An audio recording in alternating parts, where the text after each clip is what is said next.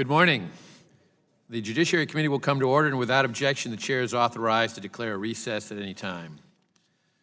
Pursuant to notice, I now call up H.R. 720 for purposes of markup and move that the committee report the bill favorably to the House. The clerk will report the bill.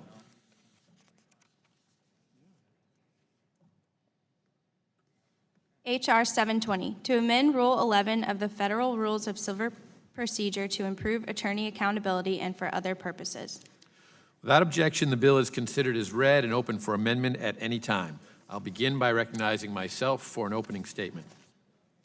H.R. 720, the Lawsuit Abuse Reduction Act, would restore mandatory sanctions for frivolous lawsuits filed in federal court. Many Americans may not realize it, but today, under what is called Rule 11 of the Federal Rules of Civil Procedure, there is no requirement that those who file frivolous lawsuits pay for the unjustified legal costs they impose on their victims.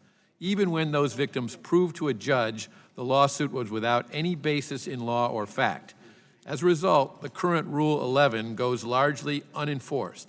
Because the victims of frivolous lawsuits have little incentive to pursue additional litigation to have the case declared frivolous when there is no guarantee of compensation at the end of the day. H.R. 720 would finally provide light at the end of the tunnel for the victims of frivolous lawsuits by requiring sanctions against the filers of frivolous lawsuits, sanctions which include paying back victims for the full cost of their reasonable expenses incurred as a direct result of the Rule 11 violation, including attorney's fees. The bill also strikes the current provisions of Rule 11 that allow lawyers to avoid sanctions for making frivolous claims and demands by simply withdrawing them within 21 days. This change eliminates the free pass lawyers now have to file frivolous lawsuits in federal court. The current lack of mandatory sanctions leads to the regular filing of lawsuits that are baseless.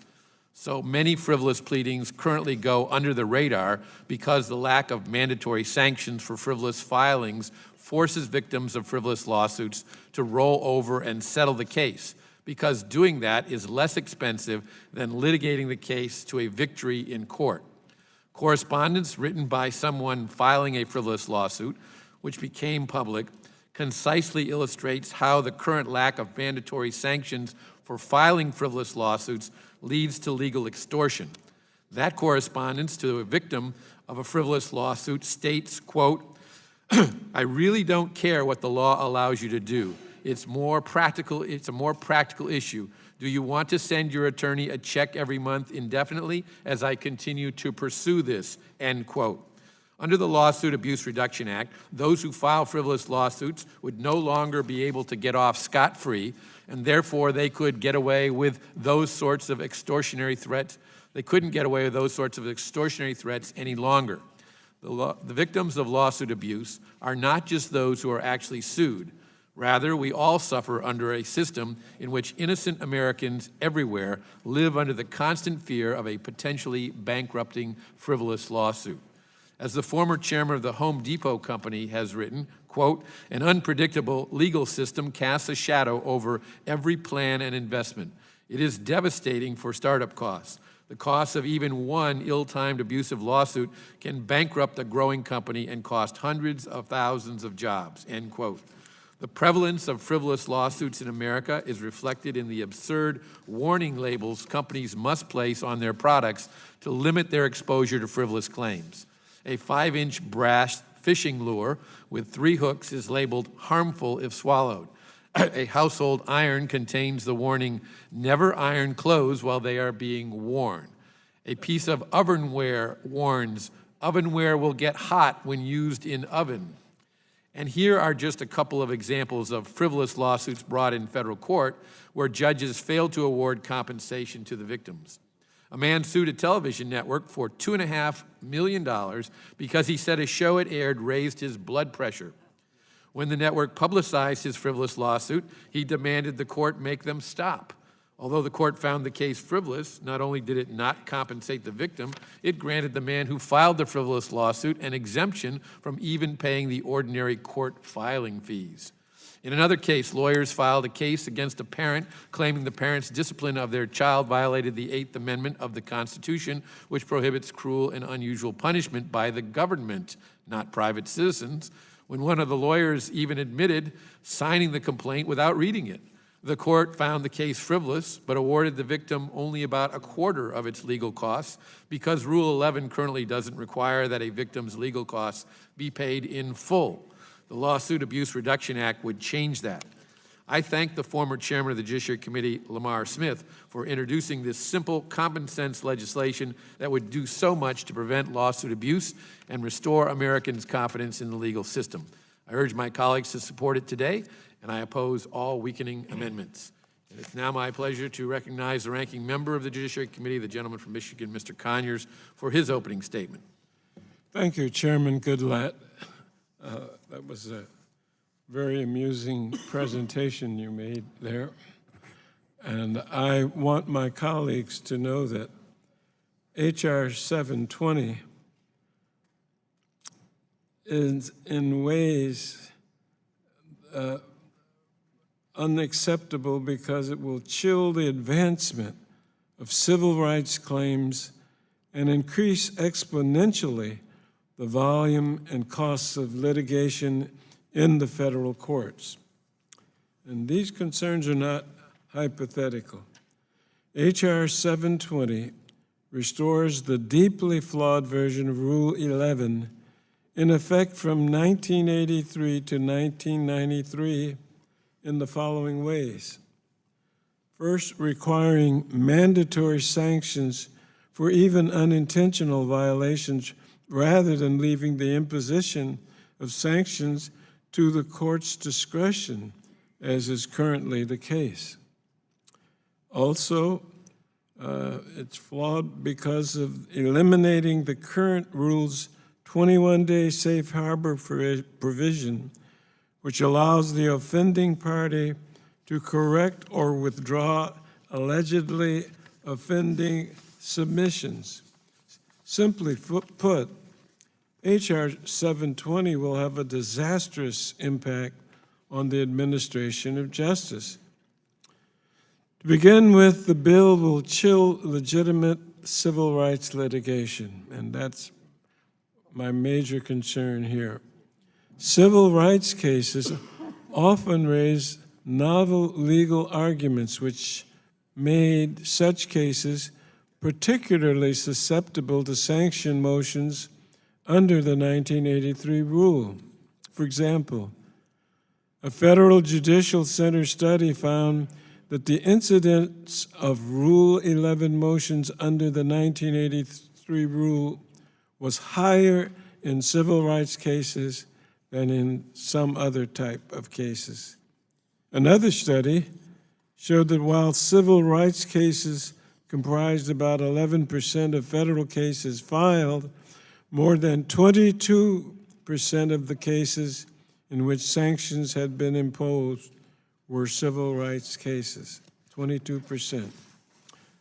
Under the 1983 rule, civil rights cases were clearly disadvantaged, yet H.R. 720 would restore this problematic regime.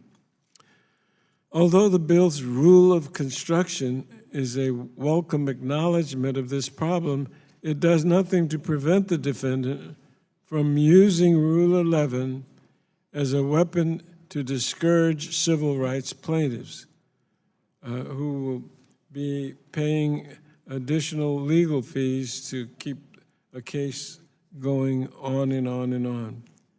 Even a landmark case like Brown versus the Board of Education would have been delayed or may not even have been pursued to its conclusion had H.R. 720's change to Rule 11 been in effect at that time. Certainly the legal arguments in the case were novel and not based on then existing law. In addition, H.R. 720 will substantially increase the amount, costs, and intensity of civil litigation and create more grounds for unnecessary delay and harassment in the courtroom. We don't want that. We don't need that. And by making sanctions mandatory and having no safe harbor, The 1983 rule spawned a cottage industry of Rule 11 litigation. Each party had a financial incentive to tie up the other in Rule 11 proceedings. It was almost 2 tracks of cases going on at the same time. We heard testimony on a previous version of this bill that almost 1/3 of all federal lawsuits during the decade that the 1983 rule was in effect were burdened by such satellite litigation, where the parties tried the underlying case and then put each side's counsel on trial. Finally, H.R. 720 strips the judiciary of its discretion and independence. 720 overrides judicial independence by removing the discretion that Rule 11 currently gives judges in determining whether to impose sanctions and what type of sanctions would be most appropriate. It also circumvents the painstakingly thorough Rules Enabling Act process, a process that Congress established more than 80 years ago. So, my colleagues, for all of these reasons, I urge you to join me in opposing this highly problematic legislation. I thank you, Mr. Chairman, and yield back. The chair thanks the gentleman, and it's now my pleasure to recognize the sponsor of the bill, the gentleman from Texas, Mr. Smith, for his opening statement. Thank you, Mr. Chairman, and also, Mr. Chairman, thank you for bringing this bill up to markup. The Lawsuit Abuse Reduction Act, known as LARA, is just 1 page long, but it would prevent the filing of thousands of frivolous lawsuits in federal courts. These absurd lawsuits cost many families their savings and often ruin their reputations. Frivolous lawsuits have been filed against a weather channel for failing to accurately predict storms, against television shows people claimed were too scary, against a university that awarded a low grade, and against a high school that dropped a member of the track team.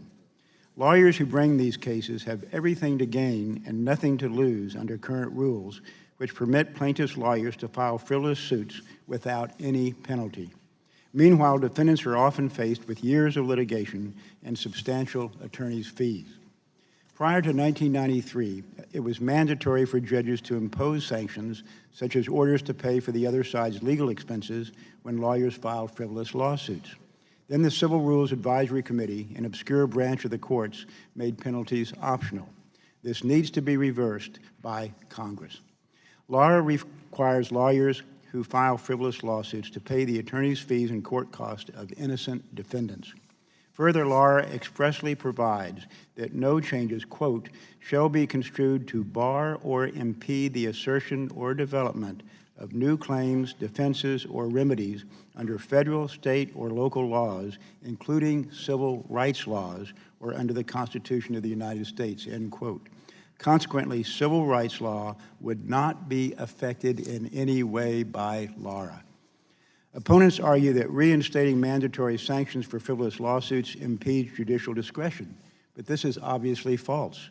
Under LARA, judges retain the discretion to determine whether or not a claim is frivolous. If a judge determines that a claim is frivolous, then they must award sanctions. This ensures that victims of frivolous lawsuits do in fact obtain compensation. But the decision to determine whether a claim is frivolous or not remains with the judge. This legislation also is necessary to discourage abusive filings, which further strain court dockets with lengthy backlogs. The American people are looking for solutions to obvious lawsuit abuse. LARA restores accountability to our legal system by reinstating sanctions for attorneys who are found by a judge to have filed frivolous lawsuits. Though it will not stop all lawsuit abuse, LARA encourages attorneys to think twice before making an innocent party's life miserable. I thank the chairman for taking up this much-needed legislation, and I ask my colleagues who oppose frivolous lawsuits and who want to protect innocent Americans from false charges to support this bill. I'll yield back. Chair, thanks, gentlemen, and now would like to recognize the gentleman from Tennessee, Mr. Cohen, the ranking member of the subcommittee, for his opening statement. There we go. Thank you, Mr. Chairman.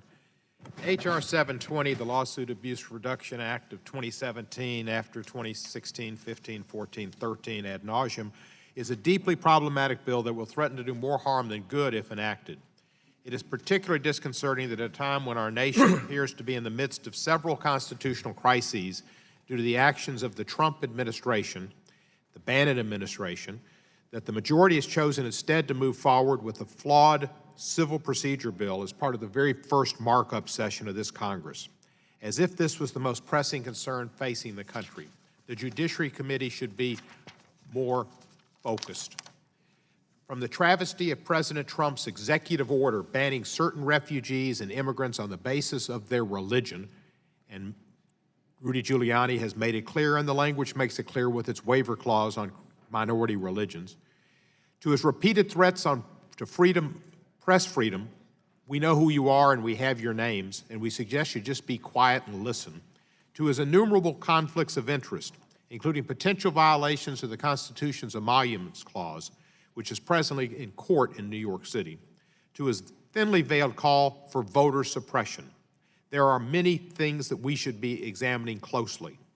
Instead, we are here to consider a bill that we already have considered in the last 3 Congresses, a bill the Judicial Conference of the United States, the American Bar Association, and consumer groups oppose. We are fiddling while Rome burns. H.R. 720 would restore the 1983 version, should have probably been the 1984 version, because I think we're living in 1984, of Rule 11 of the Federal Rules of Civil Procedure by making sanctions for Rule 11 violations mandatory and by eliminating the current safe harbor provision that allows a party to withdraw or correct any allegedly offending submission to the court within 21 days after service of such submission. Moreover, the bill would go beyond the 1983 rule by requiring a court to award reasonable attorney's fees and costs related to Rule 11 litigation. Current Rule 11 makes such awards entirely discretionary. No empirical evidence suggests any need for a change to the current Rule 11. Maybe alternative evidence, but no empirical evidence. There were good reasons why the Judicial Conference amended the 1983 version of Rule 11. For these same reasons, the committee should reject H.R. 720. The 1983 rule caused excessive litigation. Many civil cases had a parallel track of litigation referred to as satellite litigation over Rule 11. Violations because having mandatory sanctions and no safe harbor provision caused parties on both sides of Rule 11 motions to litigate the Rule 11 matter to the bitter end. The dramatic increase in litigation spawned by the 1983 rule not only resulted in delays in resolving the underlying case, but increased costs for the litigants and strained judicial resources.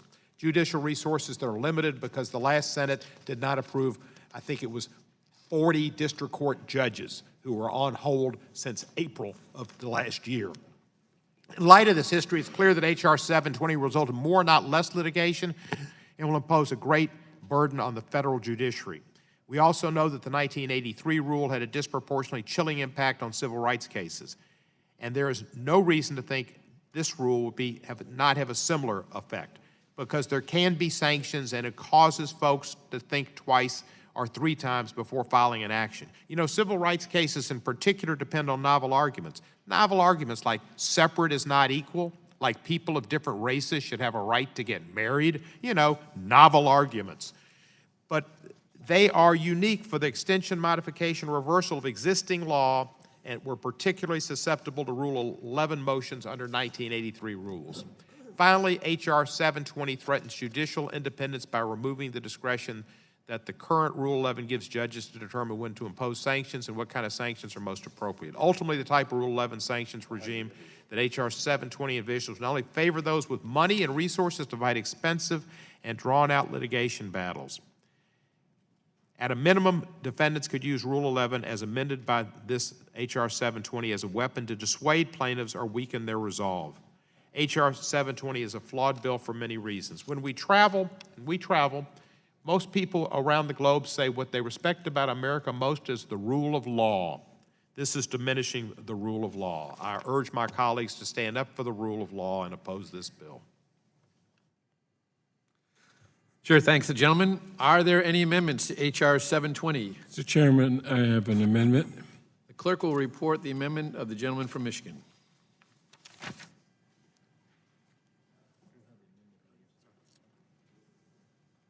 Nobody's got it. It is on the way.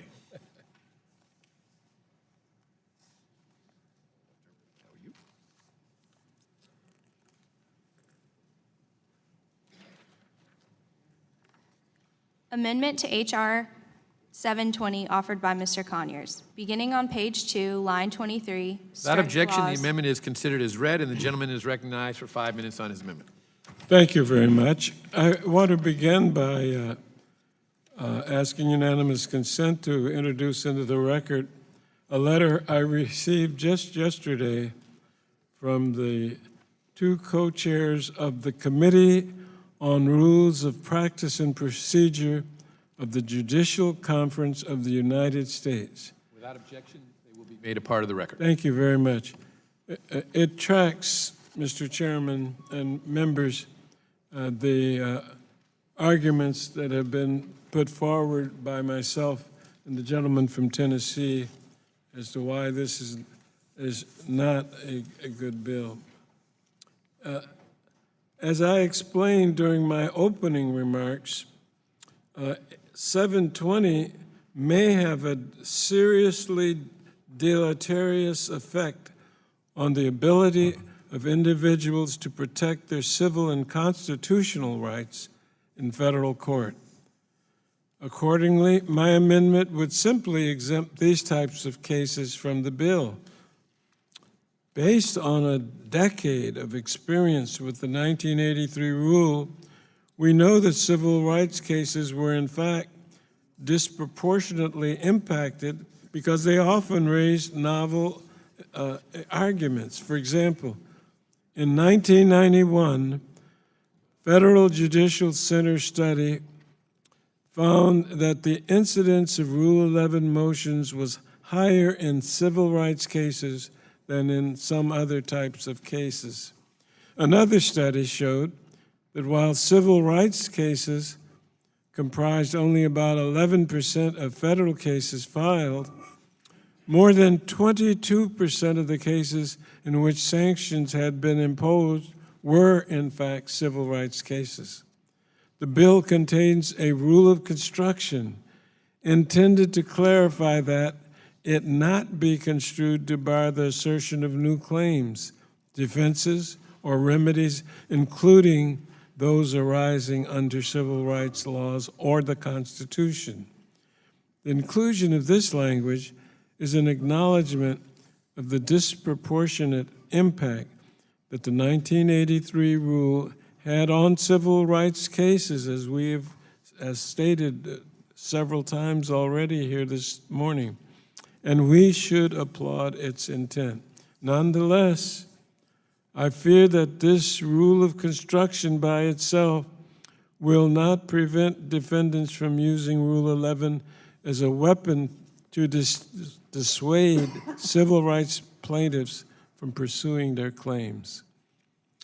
So my amendment makes an explicit exception for civil rights and constitutional actions. As a result, litigants will be clearly aware of its existence and will not be able to force opposing parties into satellite litigation when the case is brought under a civil rights law.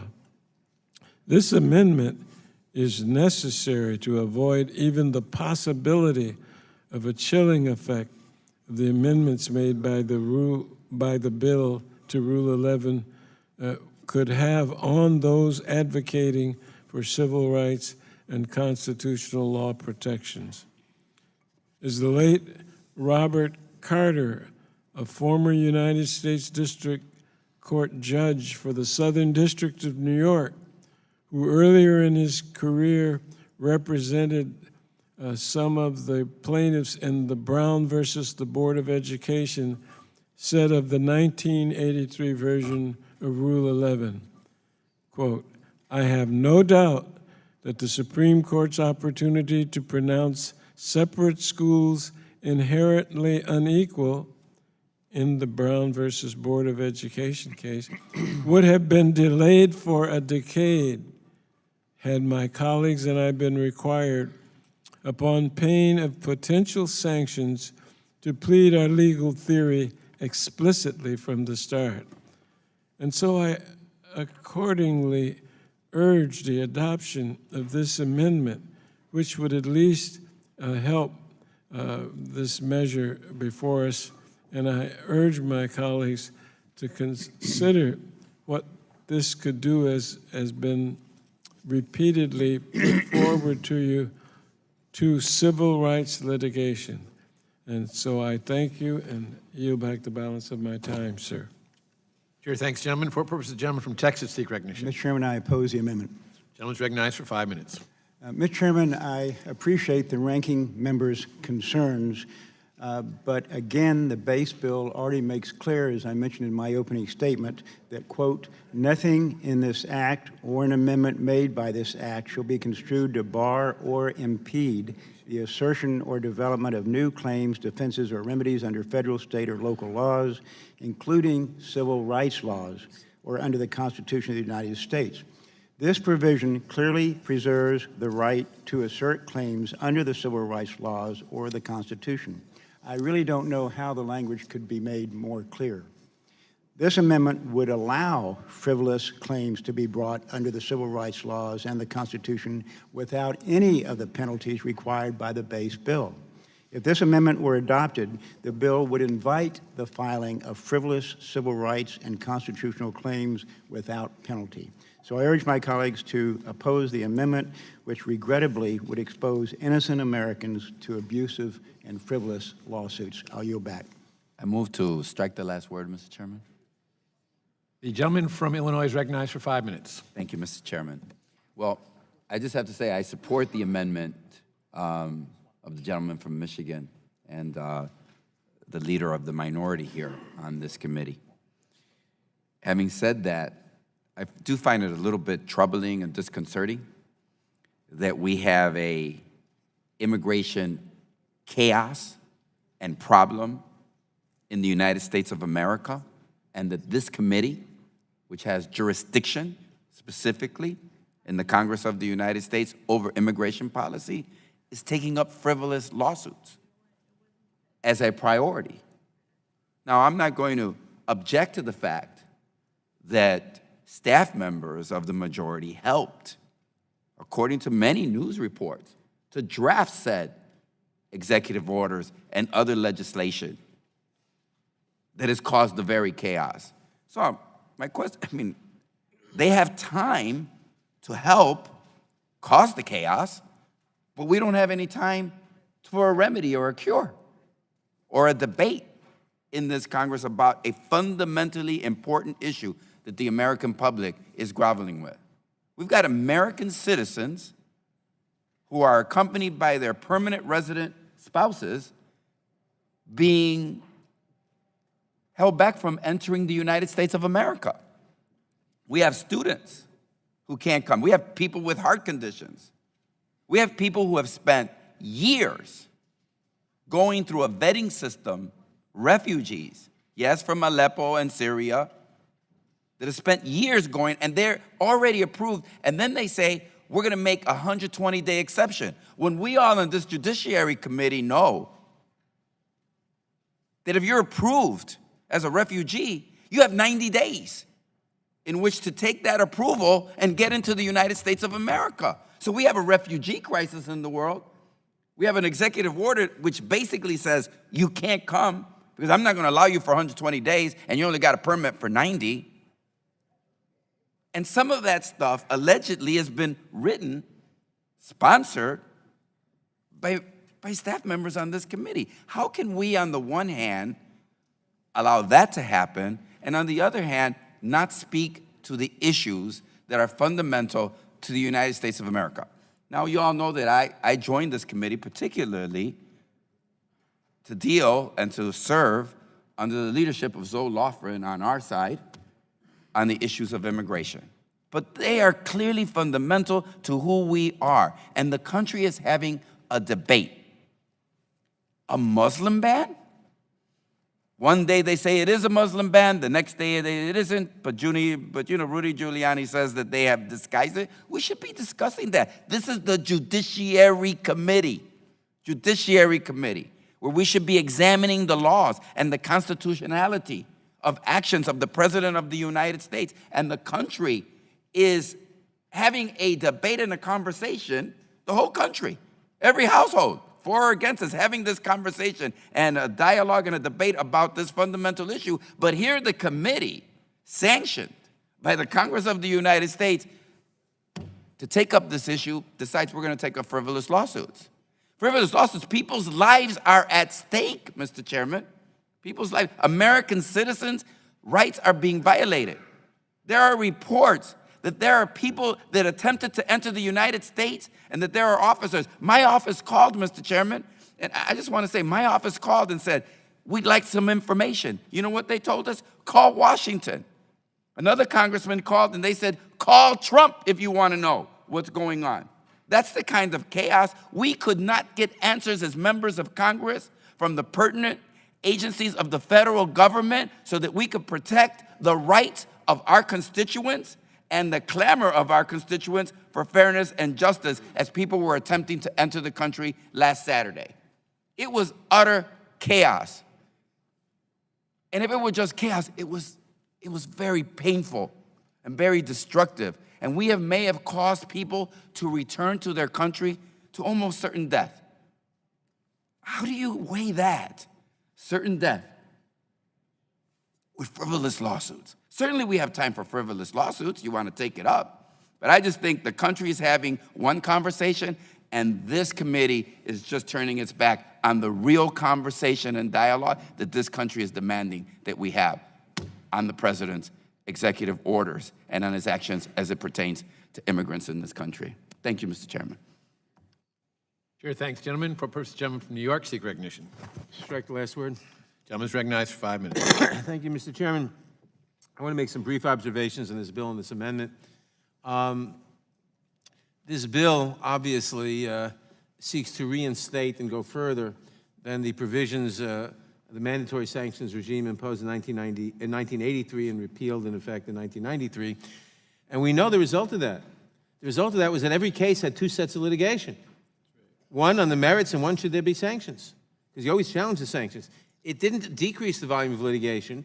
It increased it. It didn't decrease the expense of litigation. It greatly increased it. The judges recognize that. The Judicial Conference has opposed this bill. We have a letter here from current judges opposing this bill. The judges have not asked for this bill, quite the contrary. And believe me, if this would really reduce frivolous litigation, the judges would be for it, not against it. They're not interested in wasting their time on frivolous litigation, number one. Number two, we also know, that, and this speaks to the amendment, that lots of claims that the courts have vindicated on constitutional rights were advanced the law, advanced the then understanding of the law, and under this bill would be subject to mandatory sanctions because you're advancing a claim that at first blush doesn't look right, or someone says is not the law. So Mr. Conyers' amendment saying that this act and the amendments made by this act shall not apply to cases brought under the Constitution or under any civil rights laws is very important, because you don't want to deter people from making civil rights claims, many of which the courts eventually vindicate. Thirdly, Mr. Gutierrez is entirely right. Why are we wasting our time with this? We've gone through this every year when we ought to be spending our time on the current crisis. I was at Kennedy Airport on most of Saturday, along with Congresswoman Velasquez. We helped get 2 people released. One of them, who had been held there, one of them was someone who'd worked with the 101st Airborne Division for 10 years, saved American lives consistently, was at risk. He'd had IEDs placed in front of his home. The militants had announced they were going to kill him. And he and his wife come on the plane with a special visa authorized by Congress a couple years ago for people who had risked their lives to help American forces. He's then detained. And if we hadn't been there, maybe he would have been returned. His wife and kids are let off the plane, I think in the confusion, because the CBP, Customs and Border Protection Bureau, people then came out to the waiting area and asked them to come back into the secure area, but by then the lawyers said, don't do that, go home or go somewhere. And the fact is that, and the second fellow, he hadn't helped American forces. His wife had been an interpreter for American forces, and she and the kids were living in Houston for several years. He came in on a refugee visa to join his wife and kids. He was detained and almost returned, and we succeeded in getting him changed. But why should people who risk their lives to help American forces be returned to face death threats from Al-Qaeda or from ISIS? Secondly, it is very trying in the direct jurisdiction of this committee. These people, not only them, but others, we knew about these two individuals because they had legal representation from various groups from the time they were in Iraq. We found out there were 10 other people being detained who had no legal representation. We couldn't find out their names. The lawyers couldn't get in touch with them.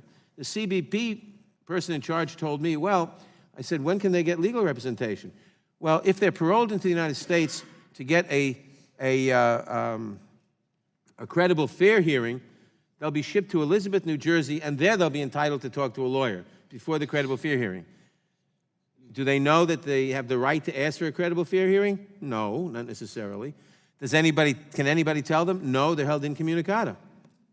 Why would we hold someone incommunicado, not allow them to talk to attorneys, pressure them in some cases? We know that some people were told, sign this piece of paper.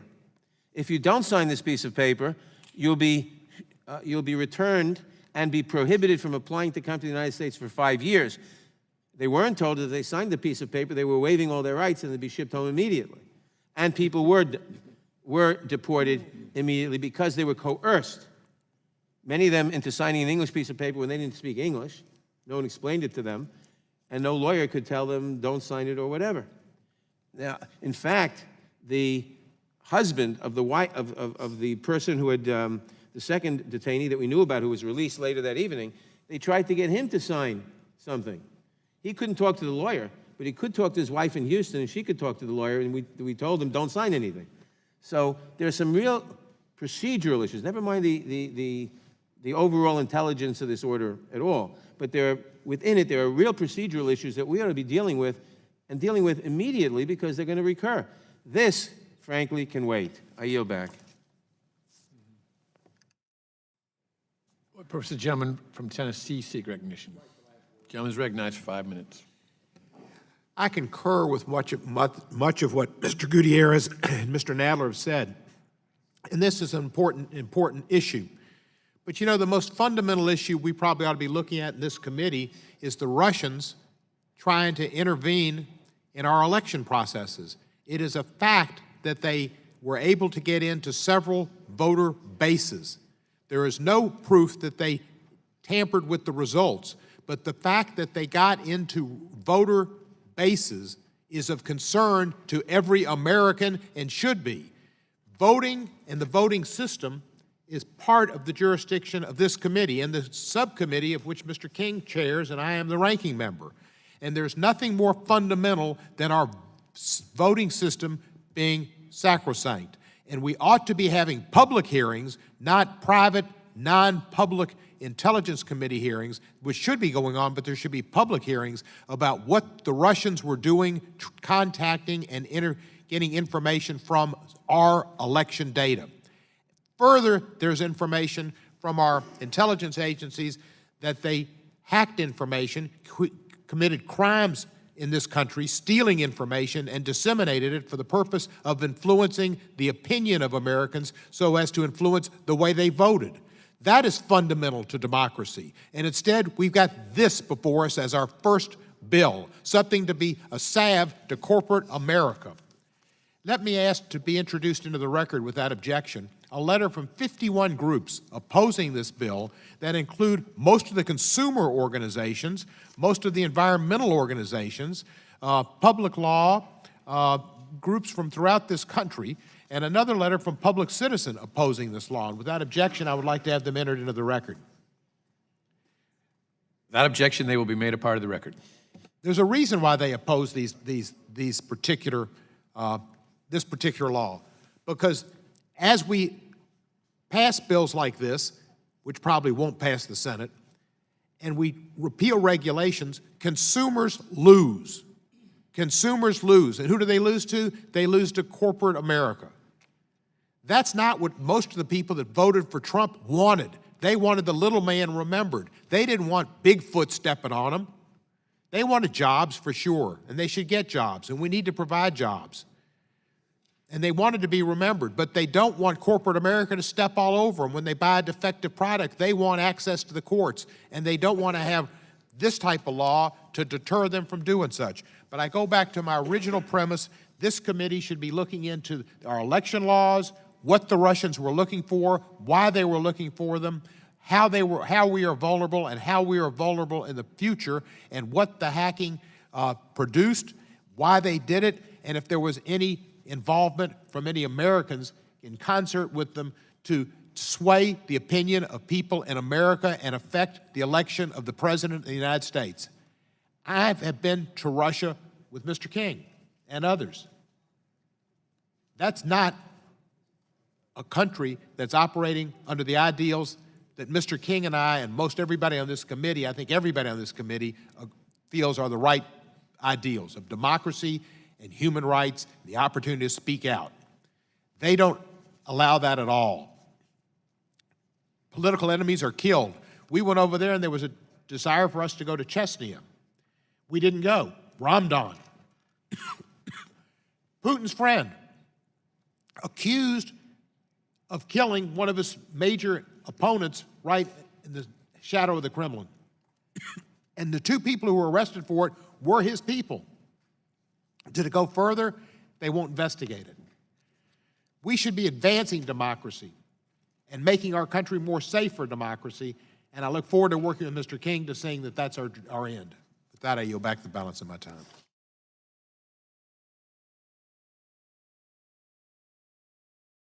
What person, the gentleman from Georgia, seek recognition? Gentleman is recognized for 5 minutes. Thank you, Mr. Chairman.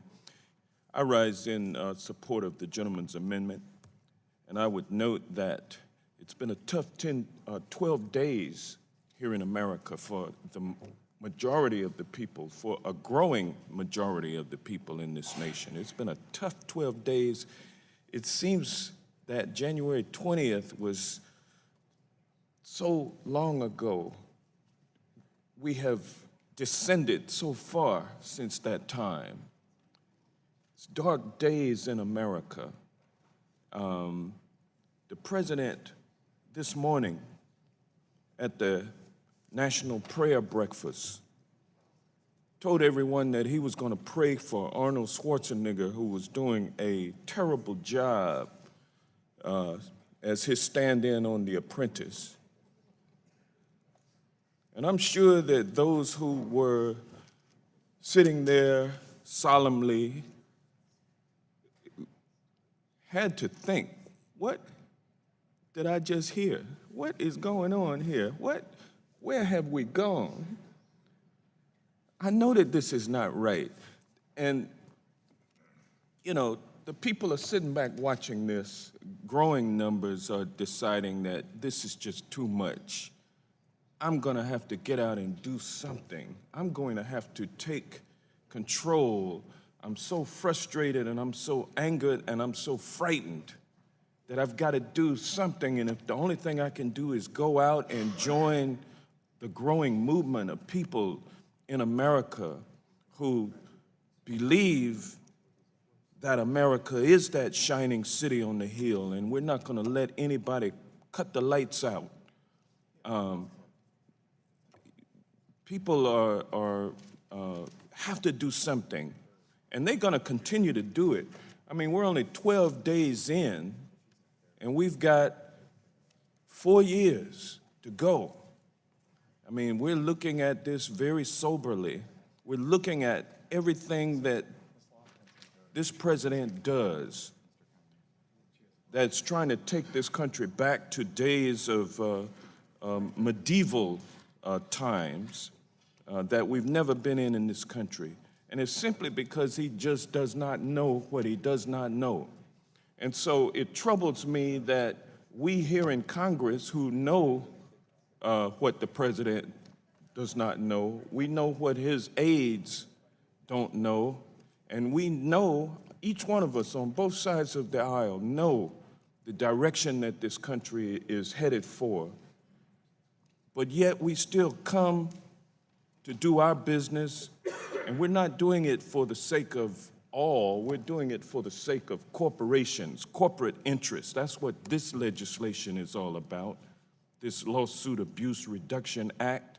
Certainly, corporations don't want anybody to be suing them because they want to be able to do exactly what they want to do without any accountability. This Lawsuit Abuse Reduction Act removes accountability from corporations as they go about doing their business without regard to the health, safety, and well-being of the American people.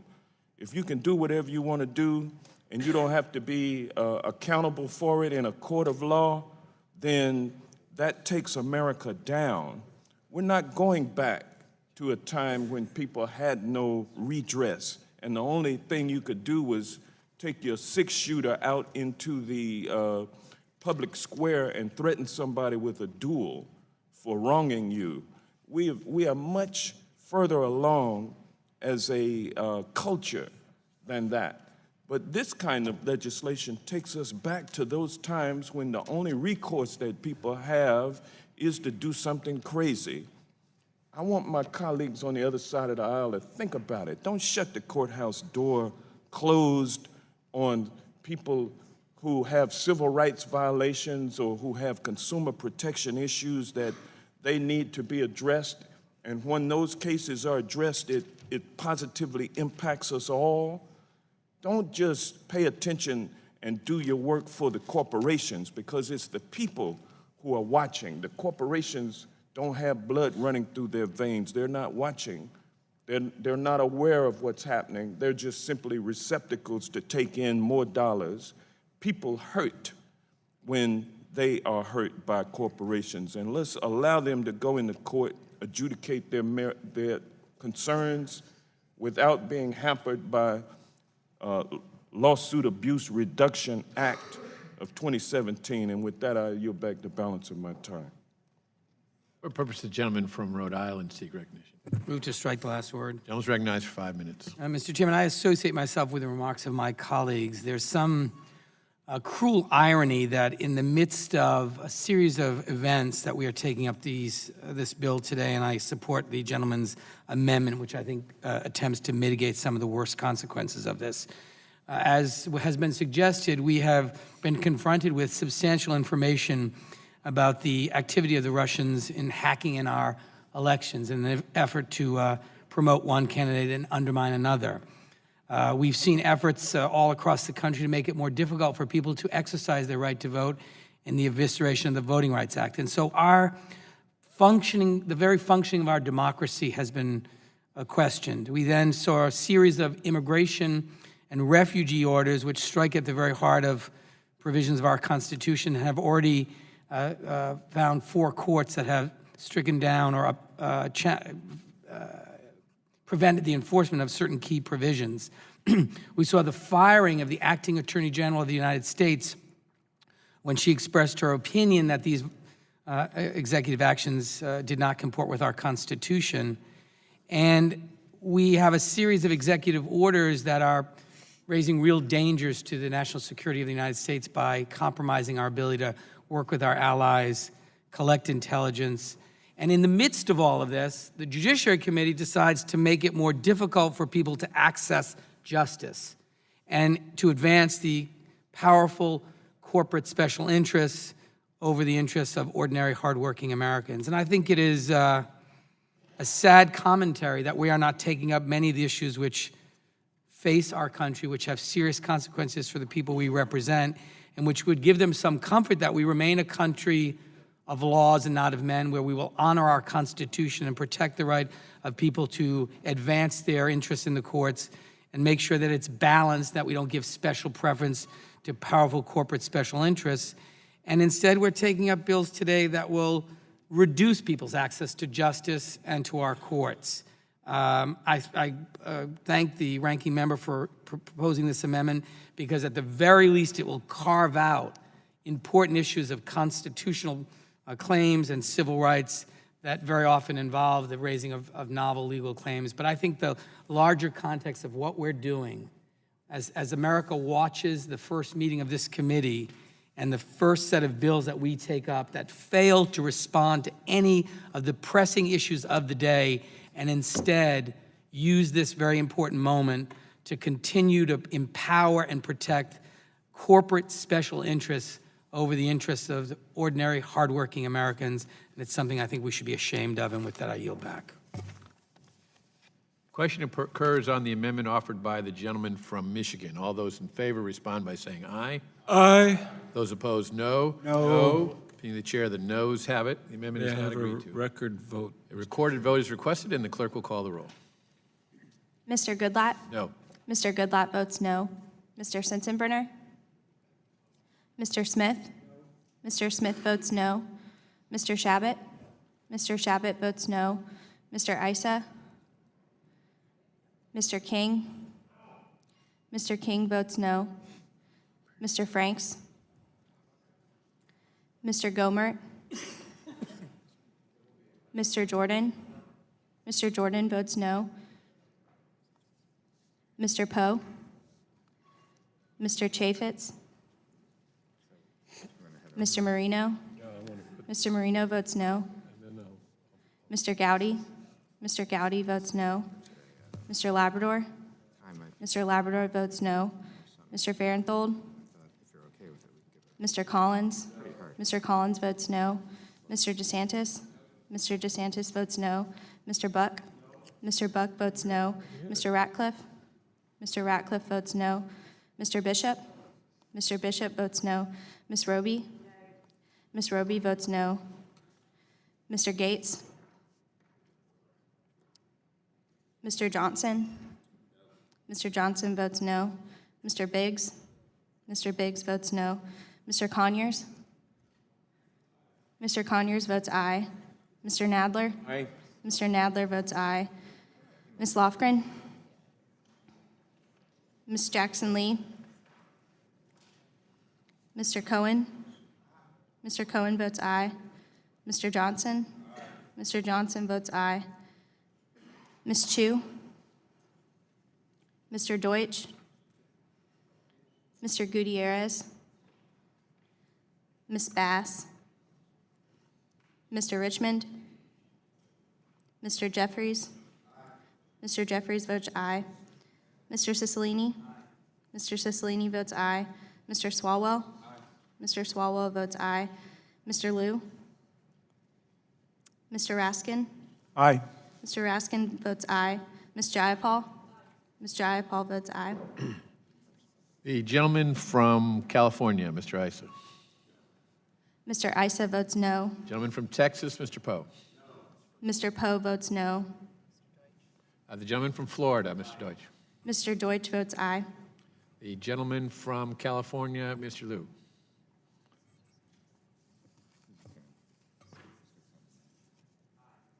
Mr. Liu votes aye. Has every member voted who wishes to vote? Clerk will report.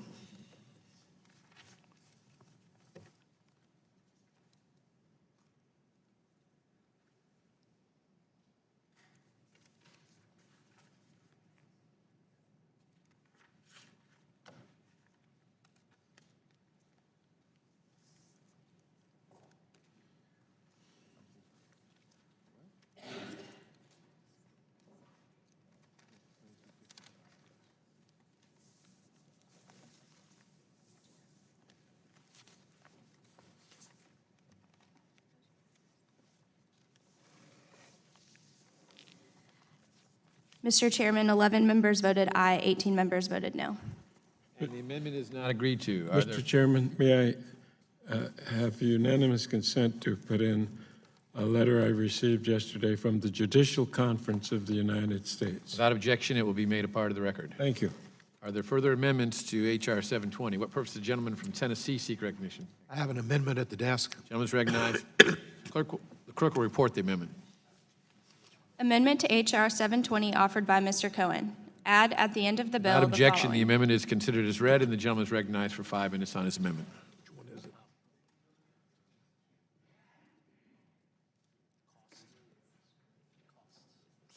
it? This one. Thank you, sir.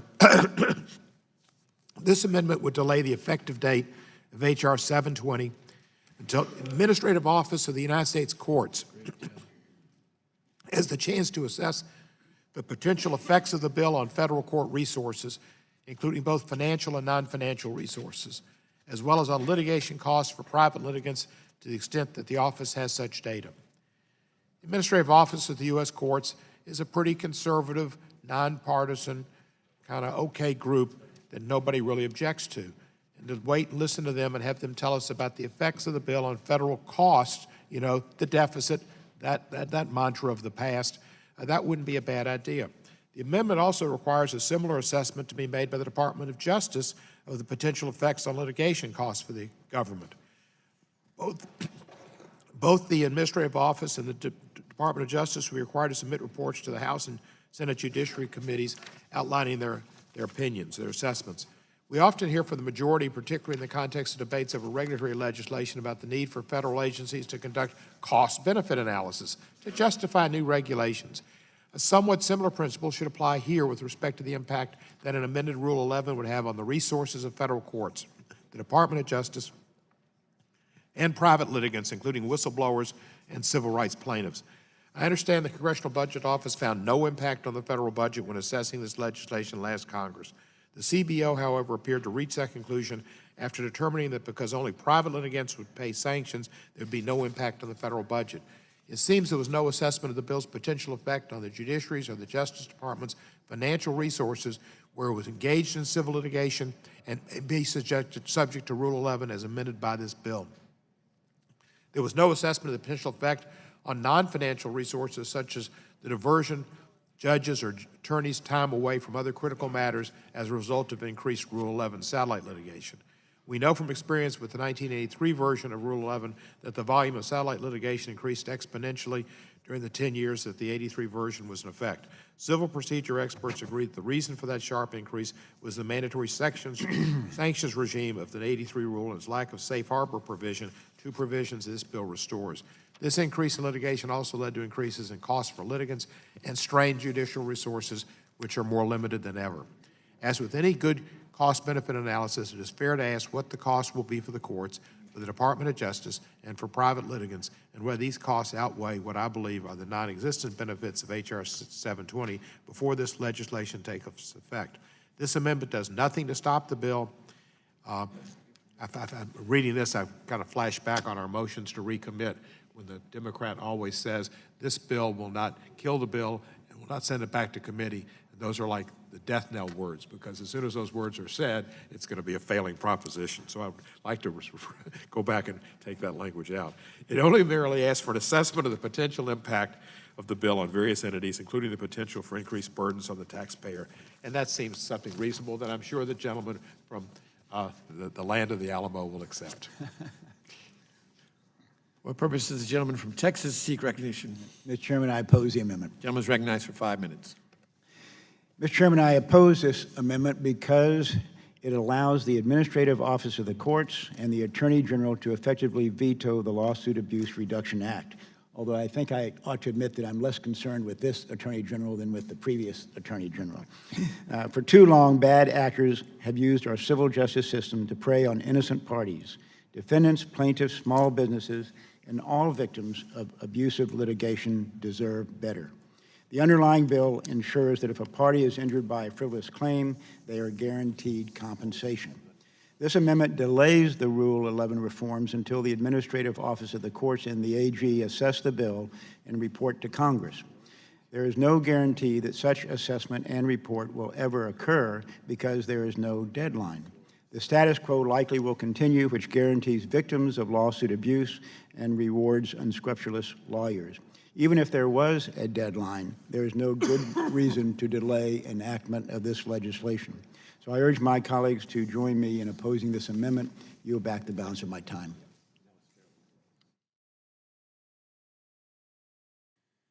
The question occurs on the amendment offered by the gentleman from Tennessee. All those in favor respond by saying aye. All those opposed, no. No. Being the chair, the noes have it. The amendment is not agreed to. Are there further amendments to H.R. 720? First, the gentleman from Tennessee seek recognition. I have another amendment at the table. The clerk will report the amendment. Amendment to H.R. 20 offered by Mr. Cohen. Add at the end of the bill the following. Section 3, protecting actions. Without objection, challenging- the amendment is considered as read, and the gentleman is recognized for 5 minutes on his amendment. Thank you, Mr. Chair. This one is particularly pertinent and bipartisan because so much of what we spent in the last Congress was concerned with executive orders. This amendment would exempt from H.R. 720 any action brought to challenge the legality of any executive order. Tomorrow will mark 2 weeks since Donald Trump assumed the presidency of the United States. In that short time, he has issued a flurry of executive orders, including ones that bans all refugees from entering the U.S. for 120 days, bans Syrian refugees indefinitely, and bans anyone from 7 Muslim-majority countries for 90 days. He's also issued an executive order that declares the United States will build a physical wall on the border with Mexico, a Western Hemisphere whaling wall. He also issued one that will revoke federal grant money from sanctuary cities to help deport the undocumented. He issued an order to require agencies to cut 2 regulations for every regulation they issue. That's brilliant. No matter what they are, we're going to cut 2 for every one you have. Math, not logic, not judging the regulation, not judging the regulations you cut. They cut 1, we'll cut 2. He also issued one to reestablish the global gag rule. There's already global gagging going on right now, but a different type. That prevents foreign non-government organizations that receive U.S. funds from providing counseling or referrals for abortion or advocating for abortion services in their home countries. He's also issued one that approves the Keystone XL and Dakota Access pipelines. Yes, creating jobs, jobs to clean up the spills, be lots of jobs. And instruct federal agencies to take steps that weaken the Affordable Care Act's implementation. While I certainly think that all these orders represent bad policy decisions, at least some of them also raise serious questions about their legality. And this committee cares about executive orders. For instance, even conservative commentators have noted that the sanctuary cities order raises serious potential federalism and separation of power concerns. And of course, we know that there has been several suits filed around the country challenging the legality of the refugee Muslim ban order. Last Congress, the majority complained constantly about what it said was President Obama's so-called executive overreach with respect to a number of policy areas. They even established an entire task force for that purpose. In fact, now would be a great time to revive the executive overreach task force, just like we had the executive in need of restraint law. But with or without such a task force, the last thing we ought to do is make it harder for those harmed by potentially unconstitutional or illegal executive actions to challenge those actions. As Chairman Goodlatte rightly noted in his recent remarks to the Federalist Society, quote, our constitutional government only works when each branch checks and restrains from the others from exceeding their legal limits. Part of this obligation includes ensuring the judicial branch can play its proper constitutional role in ensuring that the executive branch does not exceed its constitutional limits, and that Congress does not unduly interfere with the judiciary's role. Yet, that is exactly what H.R. 720 would do. By circumventing the judiciary to make Rule 11 sanctions mandatory or eliminate the 21-day safe harbor, the bill will drive up the burdens and costs of litigation while doing nothing to address the abuses. Access to the courts is a fundamental part of our democratic system of government. Anything that makes it harder for ordinary people to keep an aggressive and expansive executive branch in check by using our courts is an affront to our democracy. With one-party rule, it is more and more important that the courts remain as a bulwark for democracy and a safeguard for our citizens. And anything that makes it more difficult for the courts to act as a safeguard, as a check and balance, is an affront to and a danger to our republic. I urge the committee to adopt the amendment. Chair thanks, gentlemen. For what purpose the gentleman from Texas seek recognition? Mr. Chairman, I oppose the amendment. Gentleman is recognized for 5 minutes. Mr. Chairman, I oppose this amendment, which would exempt lawsuits challenging executive orders from attorney sanctions for frivolous lawsuits. The Lawsuit Abuse Reduction Act in no way limits the ability for parties to bring their claims and grievances to court. The amendment's goal is to protect claims that have no basis in law or fact from Rule 11 sanctions. This amendment would continue to allow frivolous claims, which is unfortunate, and that's why I oppose the amendment, and I'll yield back. Question occurs on the amendment offered by the gentleman from Tennessee. All those in favor respond by saying aye. Aye. Those opposed, no. No. The chair that noes have it, and the amendment is not agreed to. I take that to request for a recorded vote. A recorded vote is requested, and the clerk will call the roll. Mr. Goodlatte? No. Mr. Goodlatte votes no. Mr. Sensenbrenner? Mr. Sensenbrenner votes no. Mr. Smith? Mr. Smith votes no. Mr. Shabbat? Mr. Shabbat votes no. Mr. Issa? Mr. King? Mr. Franks? Mr. Gomert? Mr. Jordan? Mr. Jordan votes no. Mr. Poe? Mr. Chaffetz? Mr. Marino? Mr. Marino votes no. Mr. Gowdy? Mr. Gowdy votes no. Mr. Labrador? Mr. Labrador votes no. Mr. Farenthold? Mr. Collins?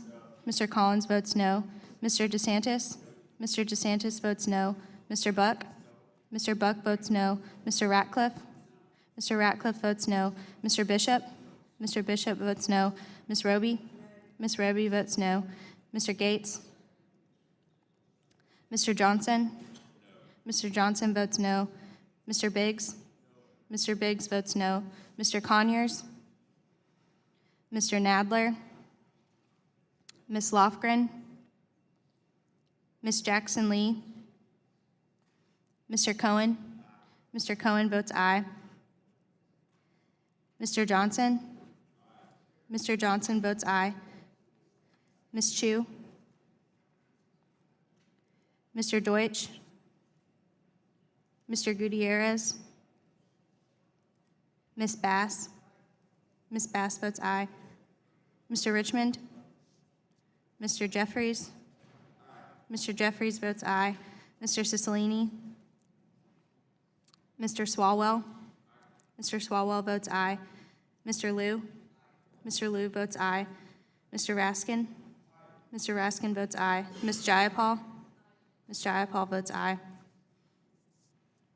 The gentleman from Iowa, Mr. King. Mr. King votes no. Gentleman from California, Mr. Issa. Mr. Issa votes no. Gentleman from Texas, Mr. Poe. Mr. Poe votes no. Gentlewoman from California, Ms. Chu. Ms. Chu votes aye. Gentleman from Florida, Mr. Deutsch. Mr. Deutsch votes aye. Has every member voted who wishes to vote? The clerk will report.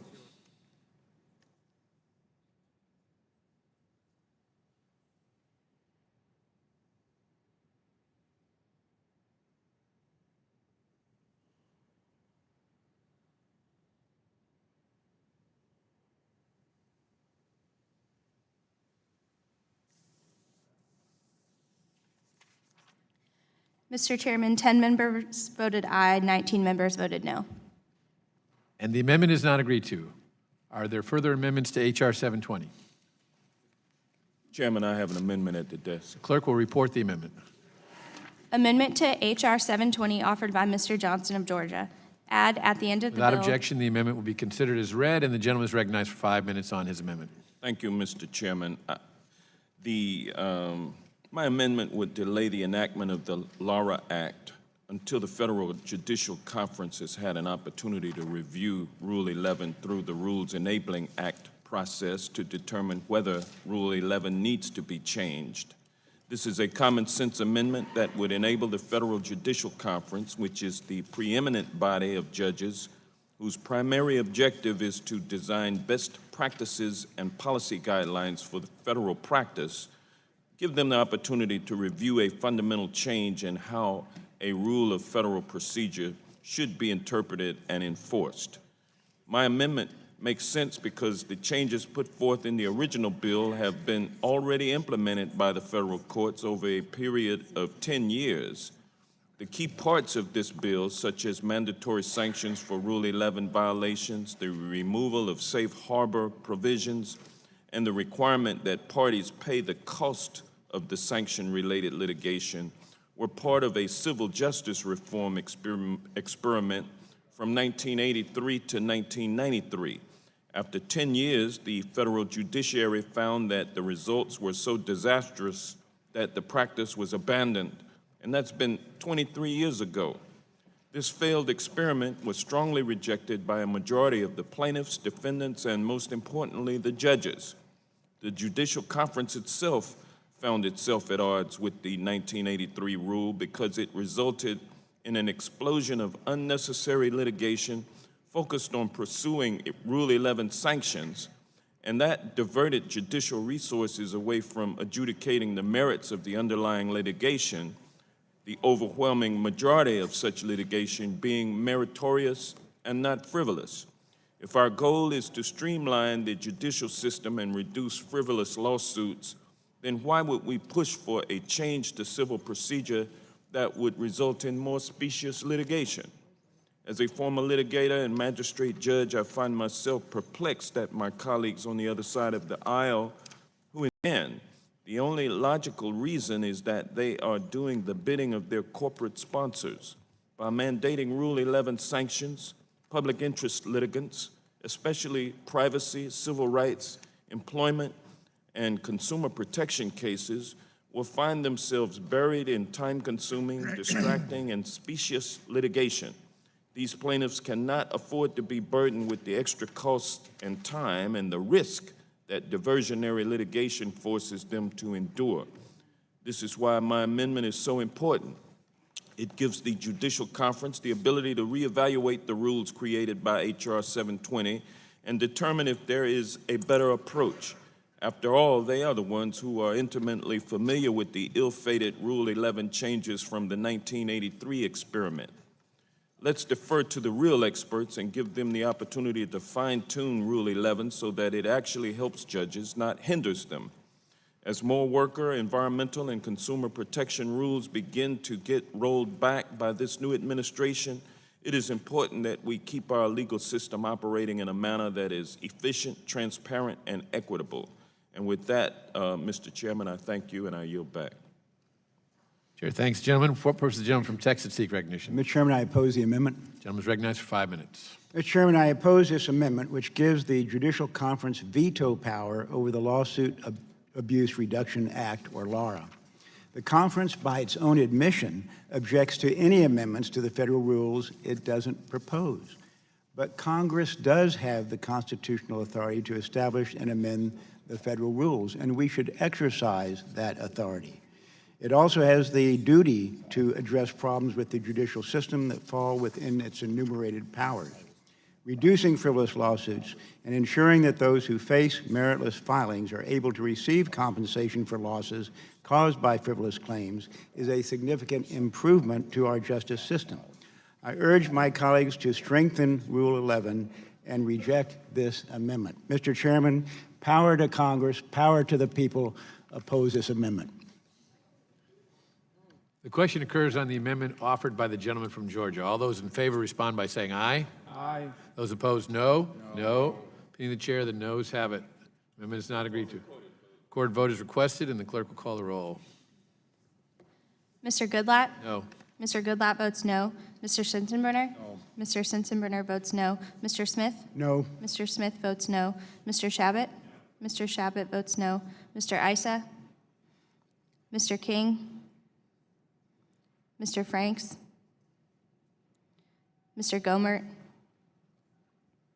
Mr. Jordan? Mr. Poe? Mr. Chaffetz? Mr. Marino? Mr. Gowdy? Mr. Labrador? Mr. Labrador votes no. Mr. Farenthold? Mr. Collins? Mr. Collins votes no. Mr. DeSantis? Mr. DeSantis votes no. Mr. Buck? Mr. Buck votes no. Mr. Ratcliffe? Mr. Ratcliffe votes no. Mr. Bishop? Mr. Bishop votes no. Ms. Roby? Ms. Roby votes no. Mr. Gates? Mr. Johnson? Mr. Johnson votes no. Mr. Biggs? Mr. Biggs votes no.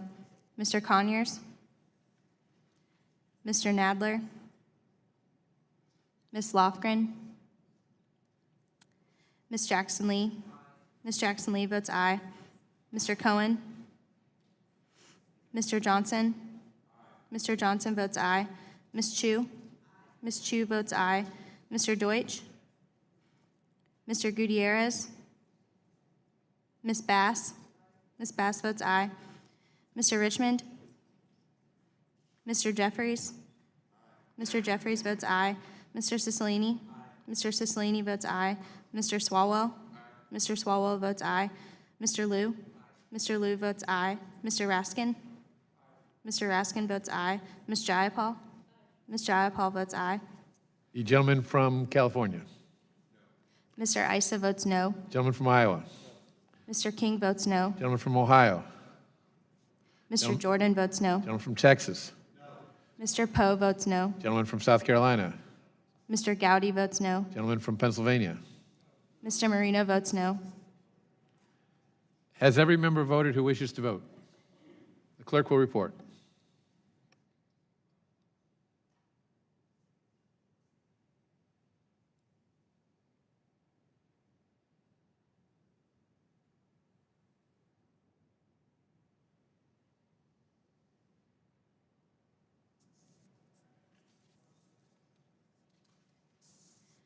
Mr. Chairman, 10 members voted yes, 19 members voted no. And the amendment is not agreed to. Are there further amendments to H.R. 720? For purpose, the gentlewoman from Texas seek recognition. The clerk will report the amendment. Amendment to H.R. 720 offered by Ms. Jackson Lee of Texas. Page 2. Without objection, the amendment is considered as read, and the gentlewoman is recognized for 5 minutes on her amendment.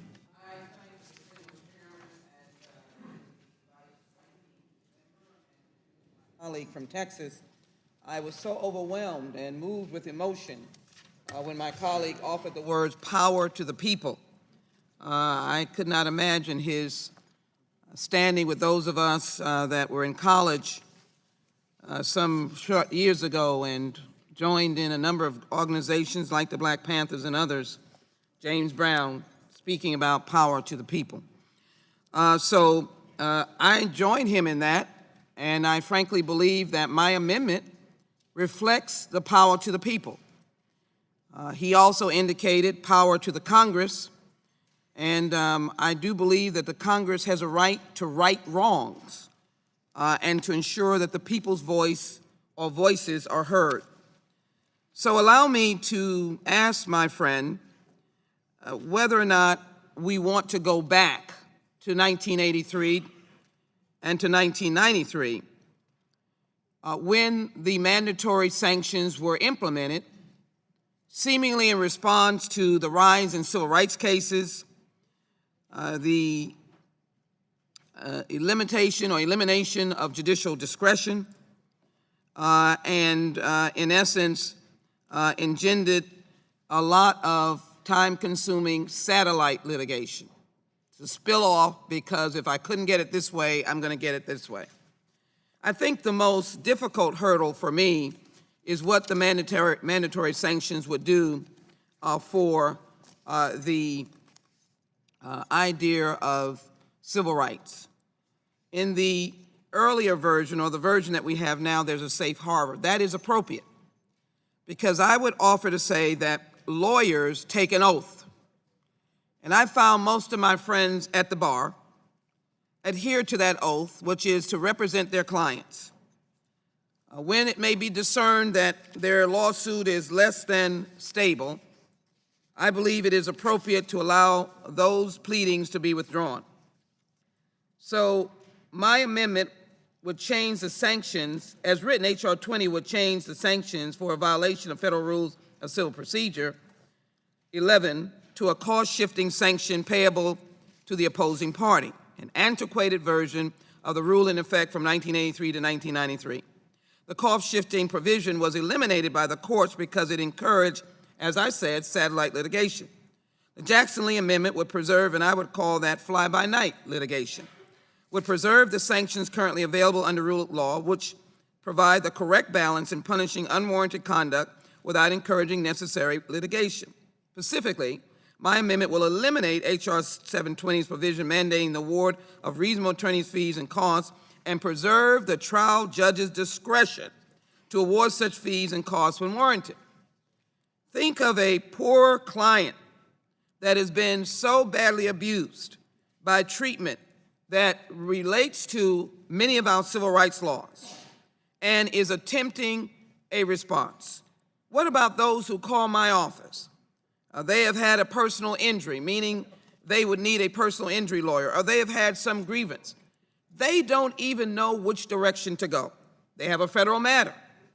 And so those are the kinds of plaintiffs that we would punish. The Jackson Lee Amendment preserves the balance found in the current version, gives the court discretion. Whereas 720, H.R. 720 seeks to return to the failed and discredited sanction regime rightly abandoned in 1983. It is in essence the essence of power to the people. By eliminating the mandatory fee-shifting provision, the 1993 rule discouraged satellite litigation, encouraged parties to move forward with the merits of the case, meaning what came after the 1983 to 1993 moment. Under the prior rule, mandatory fee shifting was used to discourage plaintiffs from bringing meritorious claims using novel legal theories in civil rights and employment rights cases. That is their right. That is a right of a well-trained lawyer. That is a right of those of us who've taken our oath as lawyers to be the defenders of those who cannot defend themselves. And it is the right of a court to use its discretion and to look at both the plaintiff and the defendant and make the appropriate decision.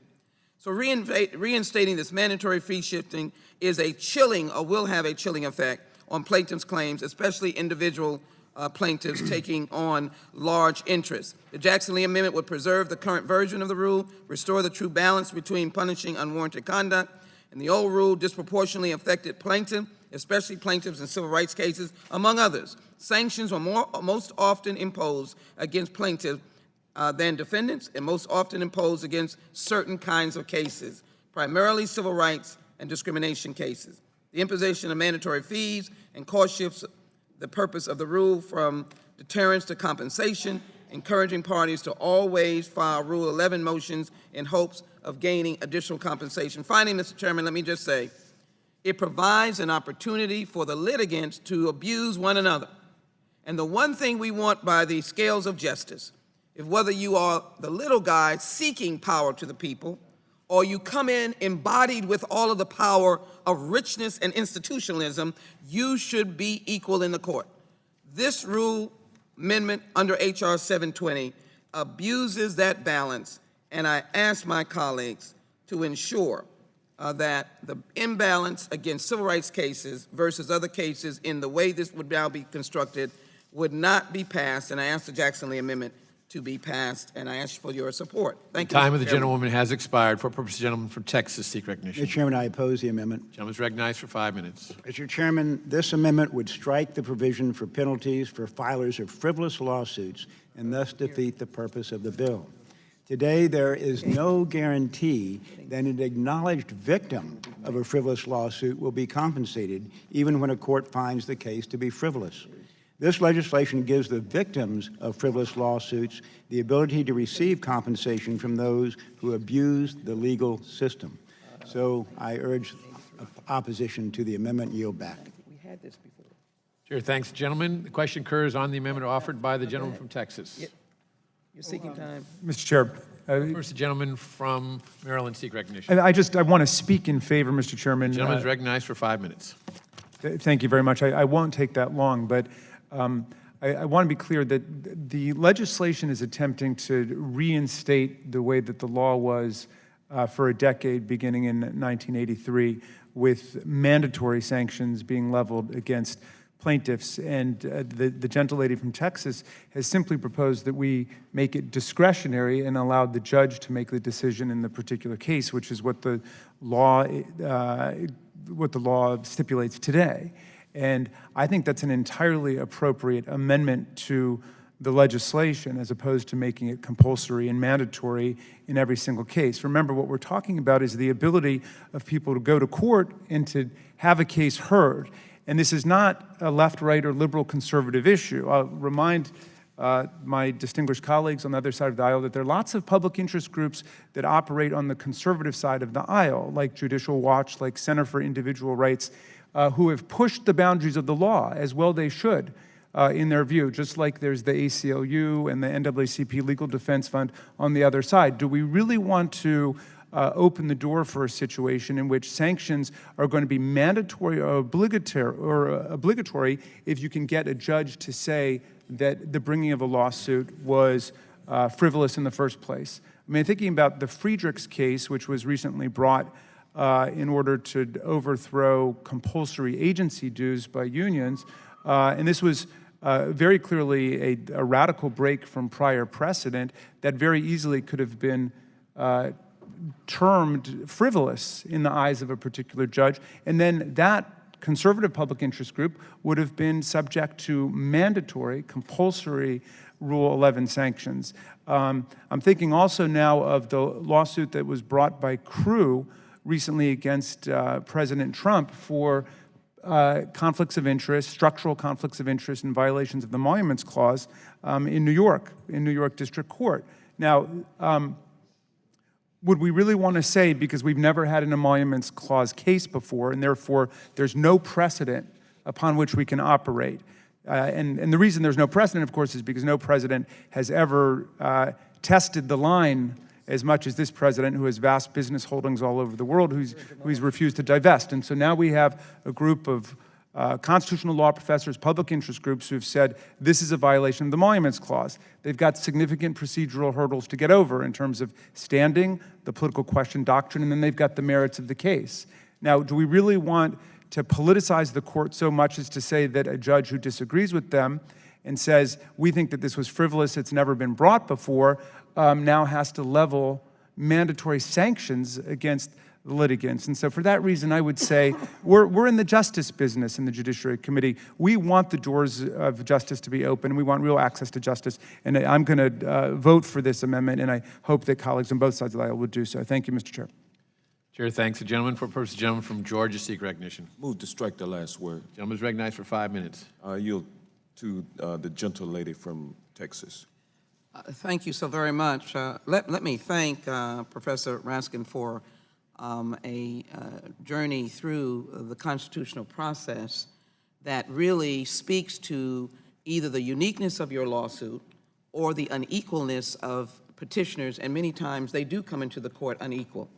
I think you've clearly made a very strong and powerful argument, and I'd like to emphasize the many cases that have come dealing with the question of choice on the other side, advocating for the right to life. Many of those cases have come. Cases that have come to restrict individuals' right to voting, using a variety of creative arguments. I oppose them, but I would offer to say that I would want discretion on the court as to whether or not the cases were frivolous.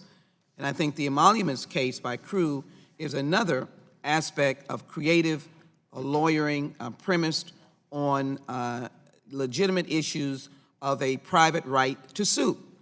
However, that may be thought of by under this law as to immediately render mandatory sanctions. So let me chronicle some other cases that are civil rights cases and ask unanimous consent to insert this document into the record prepared by us. Unanimous consent to insert a document, Mr. Chairman. Without objection, it will be made a part of the record. Thank you. The Brown versus Board of Education, Topeka. I might imagine in 1994, what a frivolous notion to integrate public education. It was separate and equal, or equal and separate, and it might have been classified as unworthy, even though it had reached the United States Supreme Court. All along its journey, it might have been in that category and been subjected, if you put it 40, 50 years later, in the mandatory sanction life. Why are you here? Griswold versus Connecticut was a landmark case that dealt with the right to privacy. and out-of-the-box thinking in terms of its arguments, dealing with a Connecticut law that prohibited the use of contraceptives. Someone might have thought that that was a law that went against the sense of humanity, but it went forward in a historic manner. Lawrence versus Texas, whether adult consensual sexual activity. Massachusetts versus Environmental Protection Agency, 12 states sued, dealing with carbon dioxide. We now understand greenhouse gases. Loving versus Virginia, an enormously powerful case of dealing with the idea that people who love each other could marry, and that the Lovings who spent their time hiding deserve not to live under those auspices. New York Times versus the United States, whether the New York Times and Washington Post could publish the then classified Pentagon Papers. Many of us grind our law school days on that case, a very vital case that was crucial to where we are today, in understanding that the American people do deserve to be told the truth, either through us as representatives or certainly through lawyers who take these cases without concern for their personal jeopardy or for compensation. Finally, the Texas Valley Authority versus Hill, the TVA case, 1978, affirmed a Court of Appeals case which agreed with the Secretary of Interior that operation of the federal Calico Dam would eradicate an endangered species, way off the margin, if you will, of anyone being very happy about that case in a lot of different places. And so frivolous cases are worthy. And I thank the gentleman for yielding and yield back to the gentleman. Thank you, gentle lady. If we want to politicize the courts, then you will pass this legislation. Those who are interested in this administration appointing judges like Judge Gorsuch, who is anti-plaintiff, anti-women, anti-worker, pro-corporate, and that's his claim to fame, and we have a bench stacked with those types of judges, then we'll get a bunch of frivolous litigation findings and sanctions against people who really have meritorious lawsuits. And so for that reason, I urge my colleagues on the other side to adopt this amendment. And with that, I yield back. The question occurs on the amendment offered by the gentlewoman from Texas. All those in favor respond by saying aye. Aye. Recorded vote, opposed, no. Mr. Chairman. Before the noes were said, a recorded vote is requested, and the clerk will call the roll. Thank you, Mr. Chairman. Mr. Goodlatte? No. Mr. Goodlatte votes no. Mr. Sensenbrenner? Mr. Sensenbrenner votes no. Mr. Smith? Mr. Smith votes no. Mr. Shabbat? Mr. Shabbat votes no. Mr. Issa? Mr. King? Mr. King votes no. Mr. Franks? Mr. Gomert? Mr. Jordan? Mr. Poe? Mr. Chaffetz? Mr. Marino? Mr. Gowdy votes no. Mr. Labrador? Mr. Labrador votes no. Mr. Farenthold? Mr. Collins? Mr. Collins votes no. Mr. DeSantis? Mr. DeSantis votes no. Mr. Buck? Mr. Buck votes no. Mr. Ratcliffe? Mr. Ratcliffe votes no. Mr. Bishop? Mr. Bishop votes no. Ms. Roby? Ms. Roby votes no. Mr. Gates? Mr. Gates votes no. Mr. Johnson? No. Mr. Johnson votes no. Mr. Biggs? Mr. Biggs votes no. Mr. Conyers? Mr. Nadler? My apologies to Ms. Lofgren? you. We have a new. Ms. Jackson Lee? Aye. Ms. Jackson Lee votes aye. Mr. Cohen? Mr. Johnson? Aye. Mr. Johnson votes aye. Ms. Chu? Aye. Ms. Chu votes aye. Mr. Deutsch? Mr. Gutierrez? Ms. Bass? Ms. Bass votes aye. Mr. Richmond? Mr. Jeffries? Mr. Jeffries votes aye. Mr. Cicilline? Mr. Cicilline votes aye. Mr. Swalwell? Mr. Swalwell votes aye. Mr. Liu? Mr. Liu votes aye. Mr. Raskin? Aye. Mr. Raskin votes aye. Ms. Jayapal? The gentleman from California, Mr. Issa. Mr. Issa votes no. Gentleman from Ohio, Mr. Jordan. Mr. Jordan votes no. The gentleman from Florida, Mr. Deutsch. Mr. Deutsch votes aye. Has every member voted who wishes to vote? Clerk will report.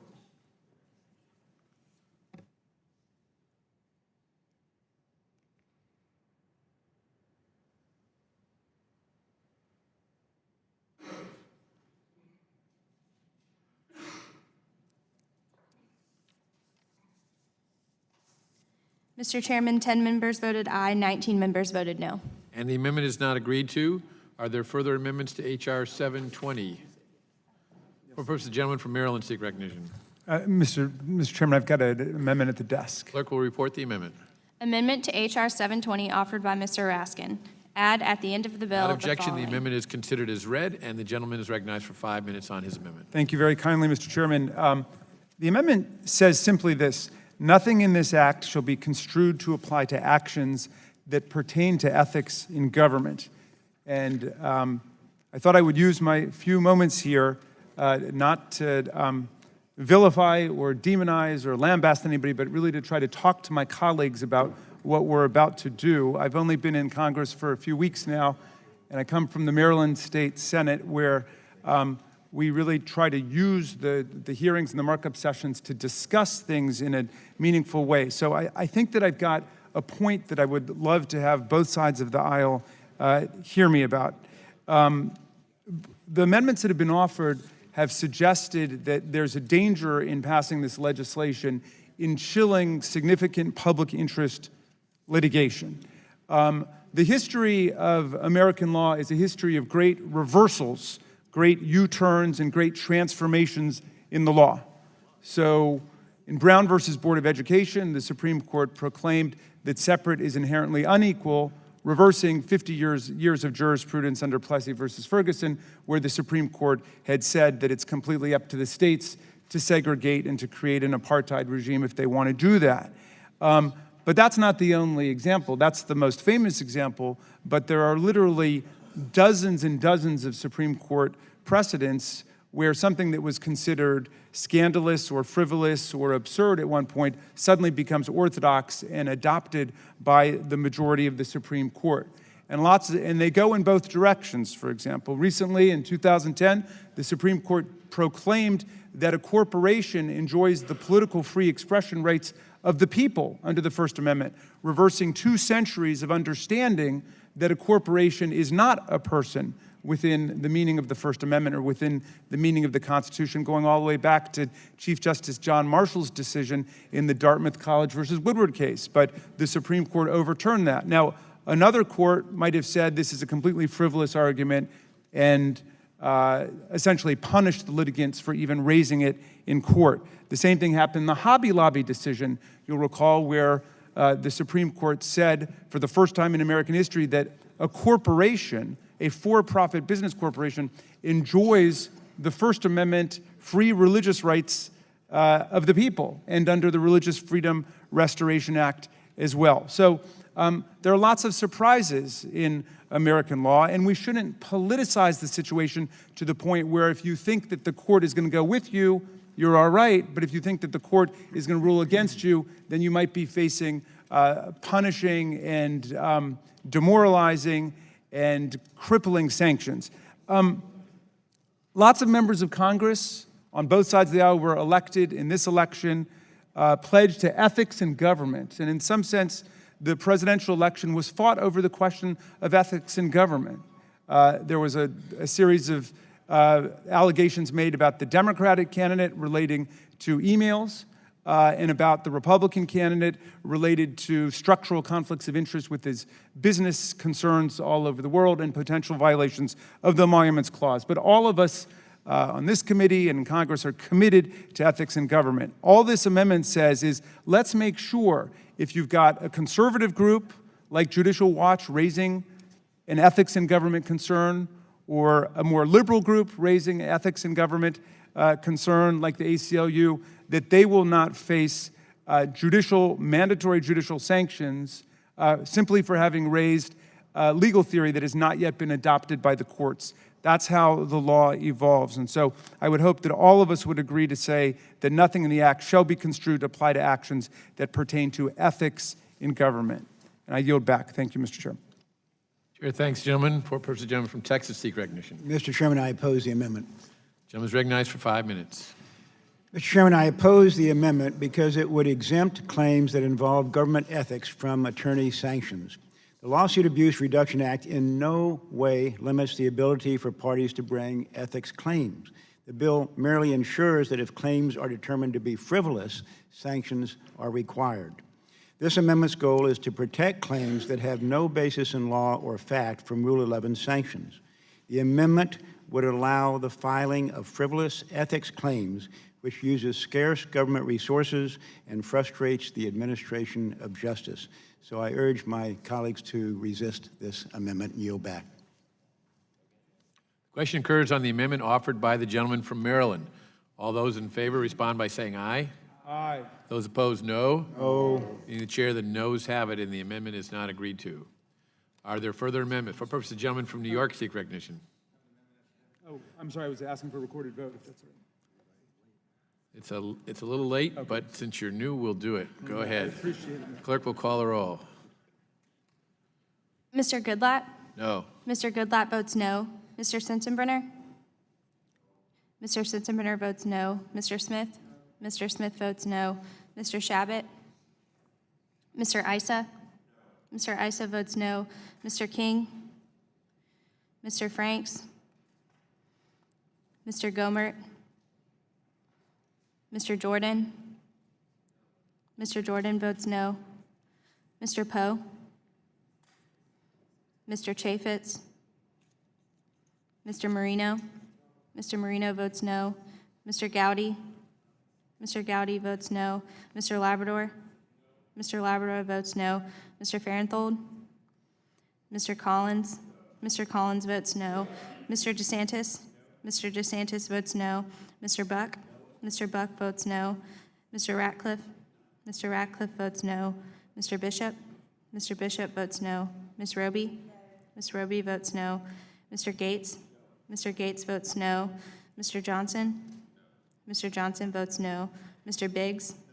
Mr. Biggs votes no. Mr. Conyers? Mr. Nadler? Ms. Lofgren? Ms. Jackson Lee? Mr. Cohen? Mr. Johnson? Mr. Johnson votes aye. Ms. Chu? Mr. Deutsch?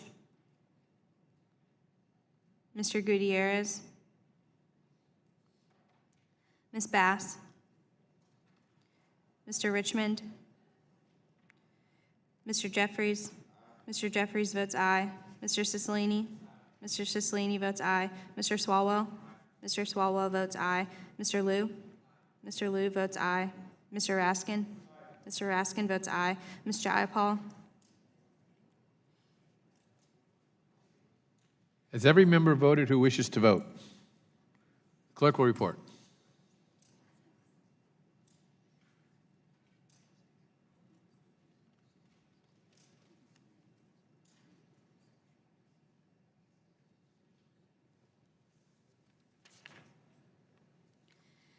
Mr. Chairman, 6 members voted aye, 17 members voted no.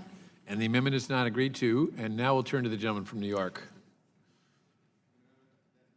The clerk will report the amendment. Amendment to H.R. 720 offered by Mr. Jeffries. Add at the end of the bill the following. Without objection, the amendment is considered as read, and the gentleman is recognized for 5 minutes on his amendment. Thank you, Mr. Chairman. Donald Trump came to Washington promising to drain the swamp.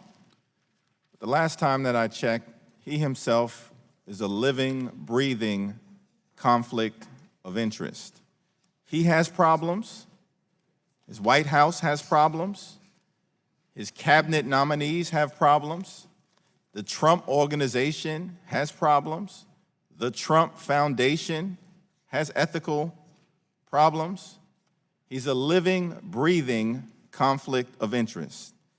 And so if the new president wants to drain the swamp, I have a suggestion. He should start at 1600 Pennsylvania Avenue. Now, this amendment would exempt from the underlying bill all actions where whistleblowers allege misconduct or malfeasance in connection with the federal government. A whistleblower is defined as one who reveals wrongdoing within an organization that is taxpayer-funded in the hope of stopping it. Our country has long recognized the importance of protecting these individuals who risk their very livelihoods to do what is right on behalf of the people. This is evidenced by the many legal protections enacted by this body, which allow individuals who witness government malfeasance to come forward without the threat of retaliation. Under the protection of these laws, whistleblowers have helped expose corruption, government waste, unconstitutional practices, and abuses of public trust. They are essential to protecting the integrity of our democracy. Our objective here in the United States Congress, if we truly believe in good government, should be not to erect barriers that will impede people from coming forward by subjecting claimants or their counsel to mandatory sanctions.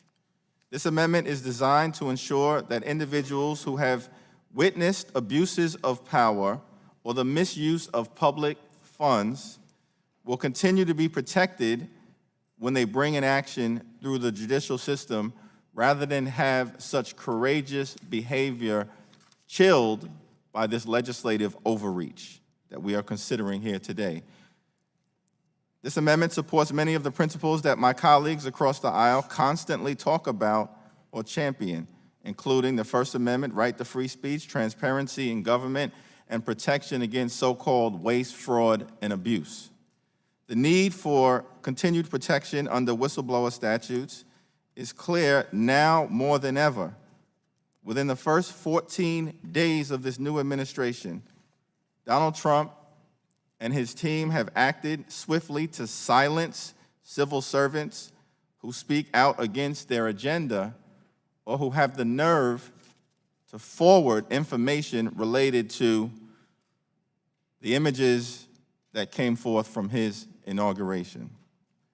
Many of his cabinet nominees are unfamiliar with the great responsibility that comes with their new roles.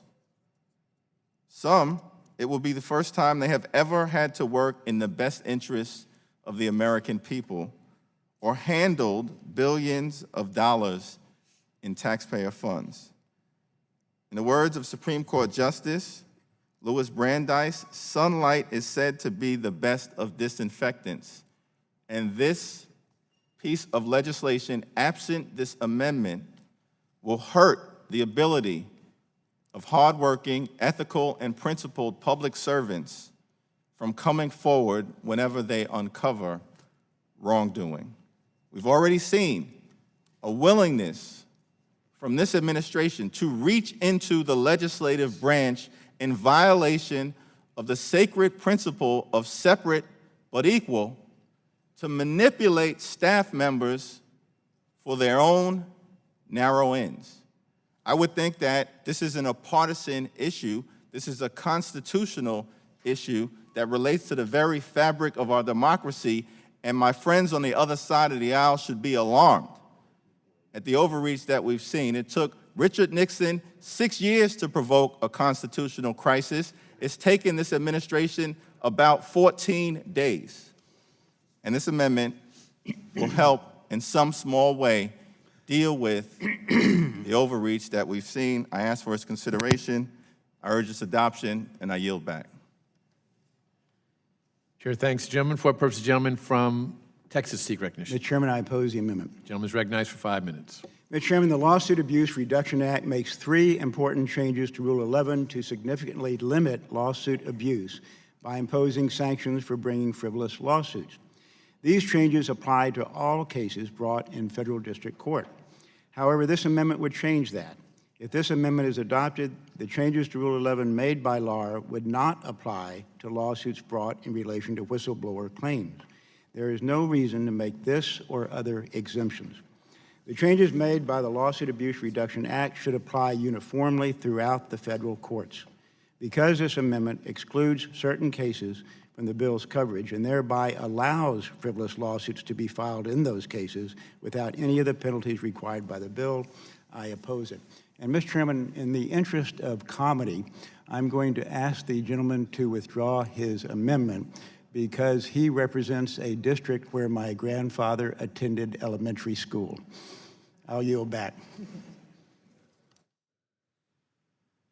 Mr. Chairman, I move to strike the last word. The gentleman from California is recognized for 5 minutes. Thank you, Mr. Chairman. And first, I just want to say that I'm delighted to join this committee. There are a number of brilliant lawyers and lawmakers on both sides, and I look forward to working with the committee. Also, I support the amendment, but also echo what some of my colleagues have raised, which is a concern that our democracy was attacked this past election, and perhaps one of the most urgent things we could be taking up is answering that attack and undertaking an investigation that gets to the bottom of what happened. That is ever more urgent right now, as it was just announced moments ago that President Trump has rolled back sanctions against Russia's security service, the same service that an intelligence report found was responsible for hacking our election. So the President of the United States, in the last 24 hours, it has been learned, has managed to antagonize a faithful ally in Australia, but also roll back the sanctions against the security service that was responsible for undermining our election. We were attacked. It was electronic, it was nearly invisible, and it sought to undermine our democracy. This attack was ordered by Vladimir Putin. It sought to help Donald Trump, and most concerning, and I think what should really propel us forward, is Russia is undertaking an effort right now to learn from the attack so they may attack us again or attack our allies. The best thing that this committee can do to protect our country from future attacks, to secure our democracy, is to ensure that a full investigation in the light of day is undertaken so that the facts may be declassified, so that we may depoliticize what happened, and that we may debunk the myths that the President has put out there that this attack did not occur. So again— Would the gentleman yield here in Iowa? Would the gentleman yield? I will not yield. And Mr. Chairman, I do believe a respectful and polite question to ask. the gentleman is not yielding. And Mr. Chairman, I ask that this committee, and I hope Republicans join me, because this attack may have went after Democrats this time, but if history has its way, and if Russia or other allies, other adversaries who see this as an opportunity have their way, the victim next time might be a different party. And what should always be the constant, regardless of who is attacking us, is that we stand together as Republicans and Democrats and say, these fights, these elections, these spirited dialogues always belong to us, and we will never tolerate an outside actor interfering in our elections. And with that, Mr. Chairman, I yield back. Chair, thanks, gentleman. For the gentleman from Iowa, seek recognition. Thank you, Mr. Chairman. I just would like to state that there's a Recognized level for 5 minutes. Thank you, Mr. Chairman. I'd just like to state that there's a level of comity in this committee, and sometimes we drift away from it. I like it when we can drift back to it, that when we have requests for an open dialogue, we generally allow yielding back and forth, and I hope we can get back to that in this committee. But what concerned me was statements by the gentleman about the alleged facts that the Russians hacked into our election data.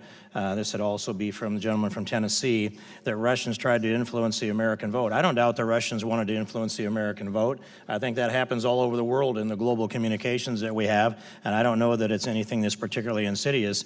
But the briefing that I went to and the evidence that I have seen lacks evidence to support the statements that were made by the previous administration's intelligence observations. And we're stating these things as if they are facts, and in fact they are opinions from the intelligence community that was appointed by former President Barack Obama. And I think we should take a deep breath and with caution look at the statements that they have made, and then look for the evidence that may support their opinions, but also trust the judgment of the intelligence community that's being formed under this new administration. And I think when the President of the United States evaluates that information, and he has, and we have not, we should give deference to that opinion rather than simply say the previous opinions that I took to be partisan from the intelligence community are the facts. They are not facts. They are opinions of the intelligence community, and we've seen no facts to support that the Russians hacked into our election data, but I don't deny they hacked into the DNC, and therein lies the difference. But the security measures that were in the RNC apparently were good enough that they were not hacked into. And so I just wanted to make that point and clarify the issue. And then while I have the floor, Mr. Chairman, maybe broaden this topic out just a little bit and just make the statement that, you know, we're here to reduce lawsuit abuse and frivolous law cases. And the public knows that we are faced with these high costs, and they're watching as small businesses are being crushed by frivolous lawsuits. They're watching as the costs go up. These costs go up on the consumers. And when I hear the statement that it's regulations that benefit the consumers, I say it's frivolous lawsuits that go against the consumers, and the only people that benefit from that are the plaintiffs when they get their settlement and the attorneys. And I've sat in this committee and tried to move reform and gone to the floor and engaged in the debate on the floor when we tried to do lawsuit reform. And someone will invariably get up and make a statement that's hard to rebut. We could pass this out of the House of Representatives, but when it gets to the Senate, we should understand that at least at that time, that it's a wholly owned subsidiary of the Trial Lawyers Association. And so when I hear this debate in here, piece after piece, amendment after amendment, chipping away to try to undermine this effort to provide, to streamline the law and to take some of this fraud out of it and hold lawyers accountable for filing frivolous lawsuits, I just see that there's an initiative on that side. The trial lawyers don't want this. It's pretty clear. The American citizens do want this reform. And it's part and parcel of this new administration's agenda. We need a streamlined government that brings the truth back to what we do. We need the rule of law restored. We do, as the gentleman said, need respect for the Constitution. And by the way, this nomination process of Judge Gorsuch comes into this thought. And he's a justice that has demonstrated throughout his years that he will rule on the original understanding of the Constitution or the amendments as they came, and the text of the Constitution and the text and the meaning of the law. How refreshing to get back to that, and I'd like it if Democrats and Republicans who speak in that fashion would also vote in that fashion. And with that, Mr. Chairman, I yield back the balance of my time. Chair thanks the gentleman. For purpose, the gentleman from Georgia seek recognition. Move to strike the last word. Gentleman is recognized for 5 minutes. Thank you, Mr. Chairman. I rise in support of the amendment, and I would interject at this time that this nation is in serious difficulty. We've had this past week kind of the administration throwing a lot of red herrings out there. They're not really red herrings, but yet there's a lot of things that they're doing to try to distract public attention away from their main effort. Their main effort is to consolidate power in the executive branch, in the presidency. And what has the president done to do that? What he did was he issued an executive order banning Muslims from certain nations and also banning refugees, got the public riled up about it. People went to court, won lawsuits, won restraining orders, and what did the executive do? Defied court orders, while at the same time removing reference to the judicial branch from the White House website, which only speaks on the legislative branch and the executive branch. So he's looking to neuter the judicial branch in everything that he has done and said since he was sworn in.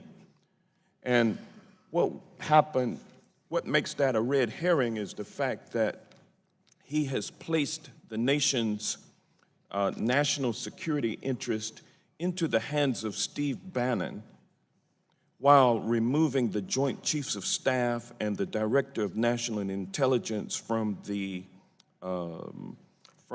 nation's highest from the National Security Council.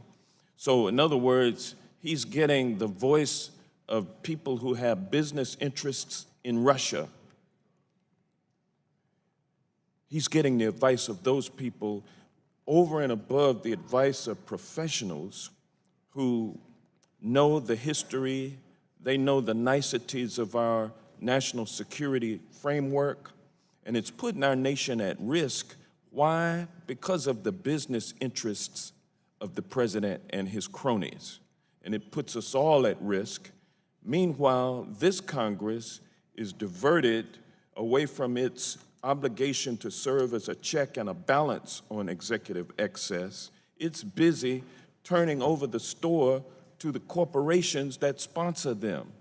This is the dilemma that the American people find themselves in. We on this side of the aisle will continue to resist this handoff of government to corporate interests. We will continue to resist the shirking of responsibility by the legislative branch, giving the executive wholesale king-like powers to rule.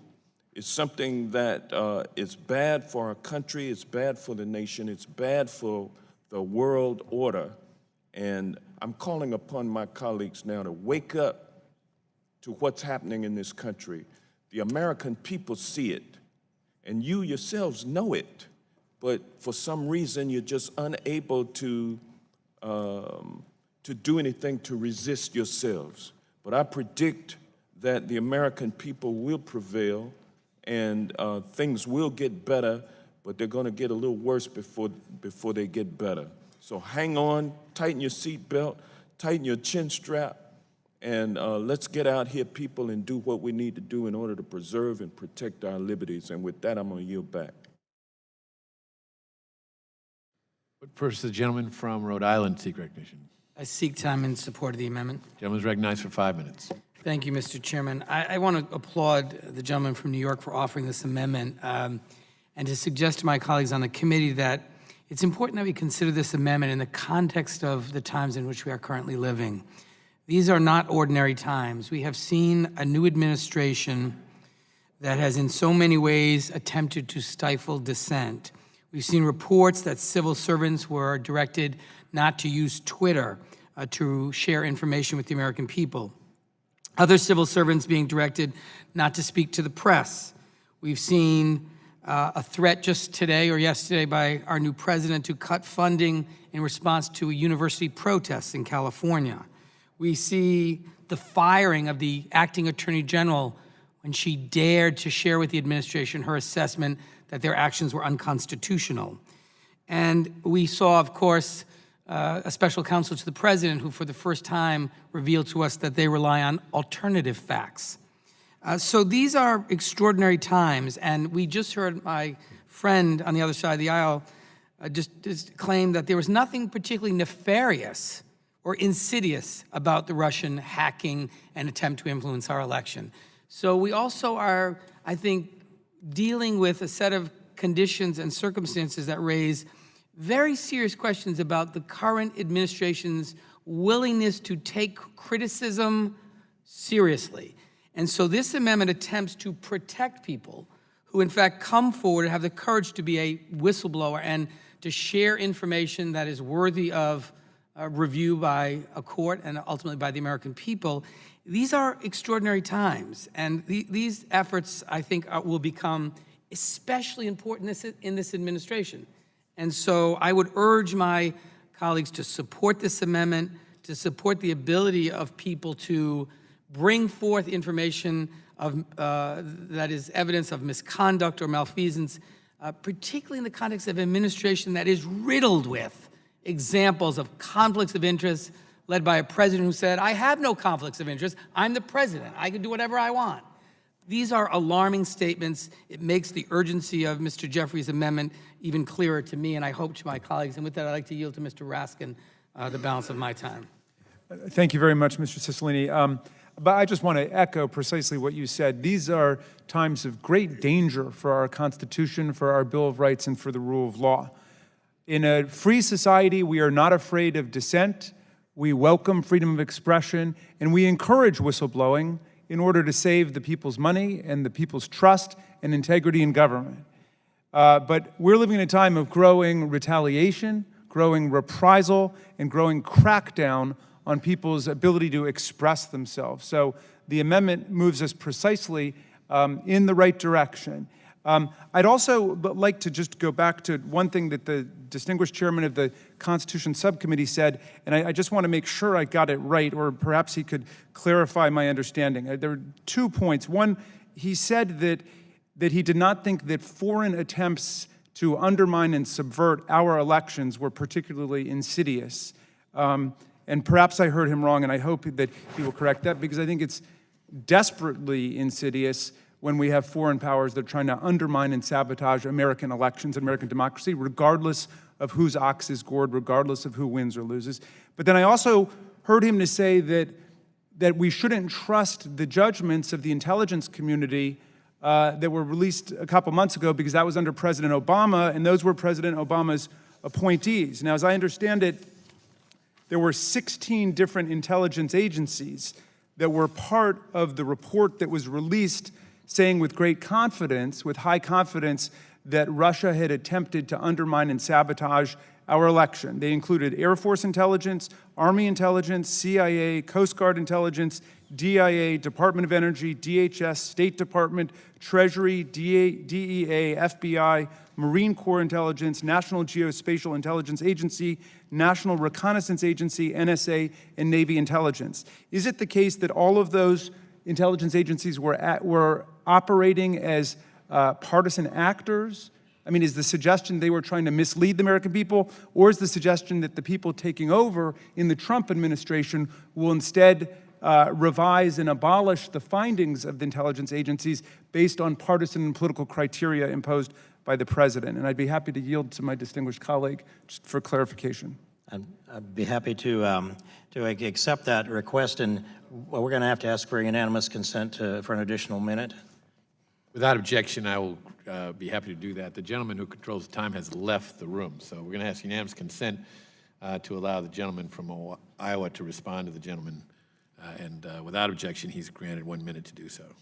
Thank you, Mr. Chairman. I appreciate the gentleman making these points, and it's part of what I appreciate is bringing these things to clarity.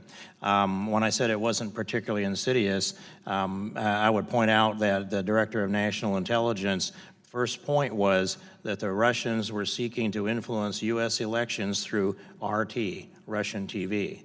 Well, Russian TV isn't particularly insidious, and I think there are many nation states that put out messages that are designed to affect American public opinion, and we put out messages designed to affect theirs. That's the component that I think is not particularly insidious. And then with regard to the intelligence community, I have been to a good number of classified briefings and other briefings, and I've seen the change when an administration came in. And I recall the testimony before classified briefings, and these statements I've made publicly in the past, that I thought we got factual and tactical information from the people from the Bush administration, and the same people that were there at the beginning of the Obama administration, even in classified briefings, their testimony became political rather than factual and tactical. And that's an analysis from 8 years ago that I drew.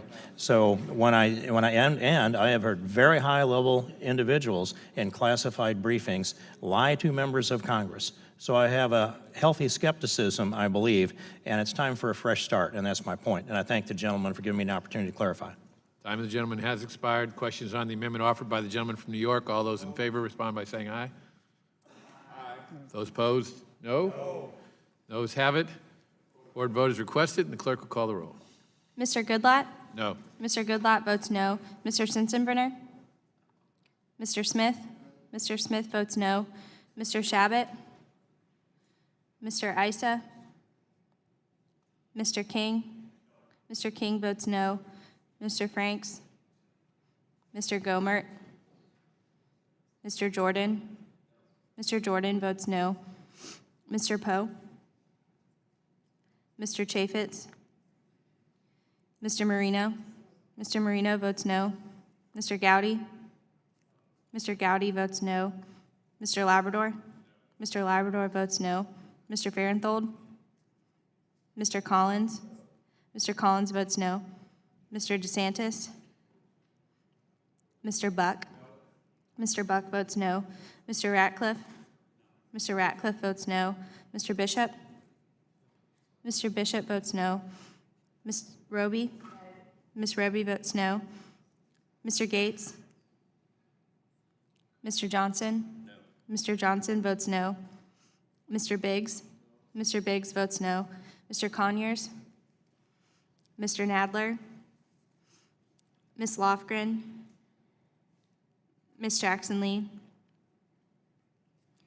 Mr. Cohen? Mr. Johnson? Mr. Johnson votes aye. Ms. Chu? Mr. Deutsch? Mr. Gutierrez? Ms. Bass? Mr. Richmond? Mr. Jeffries? Mr. Jeffries votes aye. Mr. Cicilline? Mr. Cicilline votes aye. Mr. Swalwell? Mr. Swalwell votes aye. Mr. Liu? Mr. Liu votes aye. Mr. Raskin? Aye. Mr. Raskin votes aye. Ms. Jayapal? The gentleman from California, Mr. Issa. Mr. Issa votes no. Gentleman from Wisconsin, Mr. Sensenbrenner. Mr. Sensenbrenner votes no. Gentleman from Arizona, Mr. Franks. Mr. Franks votes no. Has every member voted who wishes to vote? Clerk will report.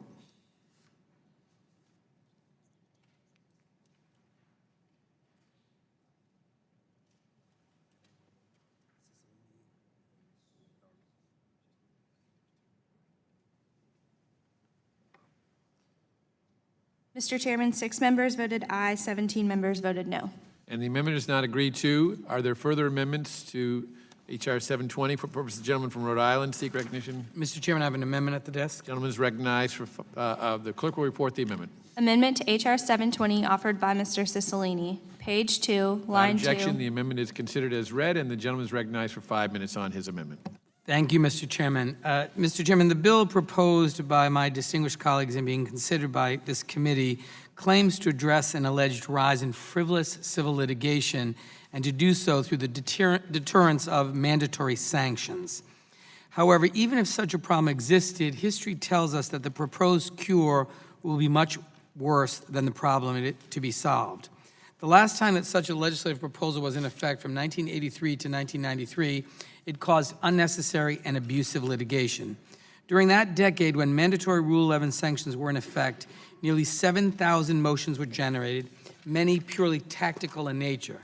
And in fact, in a 1989 study found that roughly 1/3 of all federal civil lawsuits at the time involved Rule 11 litigation. Roughly 1/4 of all the cases on the federal docket were burdened by Rule 11 actions that did not result in sanctions. The 1983 rule also had a harmful chilling effect on civil rights cases, as we've heard throughout the morning. Plaintiffs in these cases are especially vulnerable to Rule 11 motions because they often rely on novel arguments to support the alteration or reversal of existing law. And as the gentleman from Maryland, Mr. Raskin, so eloquently explained, that happens on both sides of issues, and it crosses boundaries of conservative, liberal, Republican, or Democrat. Indeed, a 1992 study showed that although civil rights cases made up only about 11% of federal cases filed, sanctions were disproportionately imposed on plaintiffs in civil rights cases.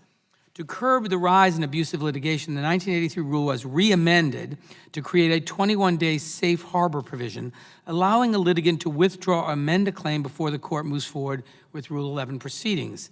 The Eastern District Court of New York noted that the safe harbor provision has had the beneficial impact of providing appropriate due process considerations to sanction litigation, reducing Rule 11 volume, and eliminating abuses prescribed by this rule. My amendment would preserve this safe harbor provision. It would allow courts to focus more on the merits of cases, preventing much of the pure gamesmanship that accompanied the previous version of Rule 11. And so I urge my colleagues to support this amendment and yield back the balance of my time. Chair thanks the gentleman. For what purpose the gentleman from Texas seek recognition? Mr. Chairman, I oppose the amendment. The gentleman is recognized for 5 minutes. Mr. Chairman, I oppose this amendment because it allows lawyers who file frivolous claims to escape any sanction. It is essential that law reverse the 1993 amendments to Rule 11. The current rule allows those who file frivolous lawsuits to avoid sanctions by withdrawing claims within 21 days after a motion for sanctions has been filed. This loophole, which Laura closes, gives unscrupulous lawyers an unlimited number of free passes to file frivolous pleadings with impunity. Justice Scalia correctly predicted that such amendments would, in fact, encourage frivolous lawsuits. Opposing the 1993 amendments in which the 21-day rule was instated, Justice Scalia wrote, quote, "In my view, those who file frivolous suits and pleadings should have no safe harbor. The rule should be solicitous of the abused, the courts and the opposing party, and not of the abuser. Under the revised rule, parties will be able to file thoughtless, reckless, and harassing pleadings, secure in the knowledge that they have nothing to lose. If objection is raised, they can retreat without penalty," end quote. Laura would get rid of the free pass lawyers today have to file frivolous lawsuits under today's Rule 11.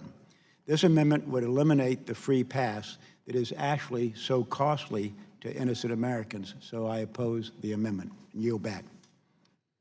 Question occurs on the amendment offered by the gentleman from Rhode Island. All those in favor respond by saying aye. Those opposed, no. No.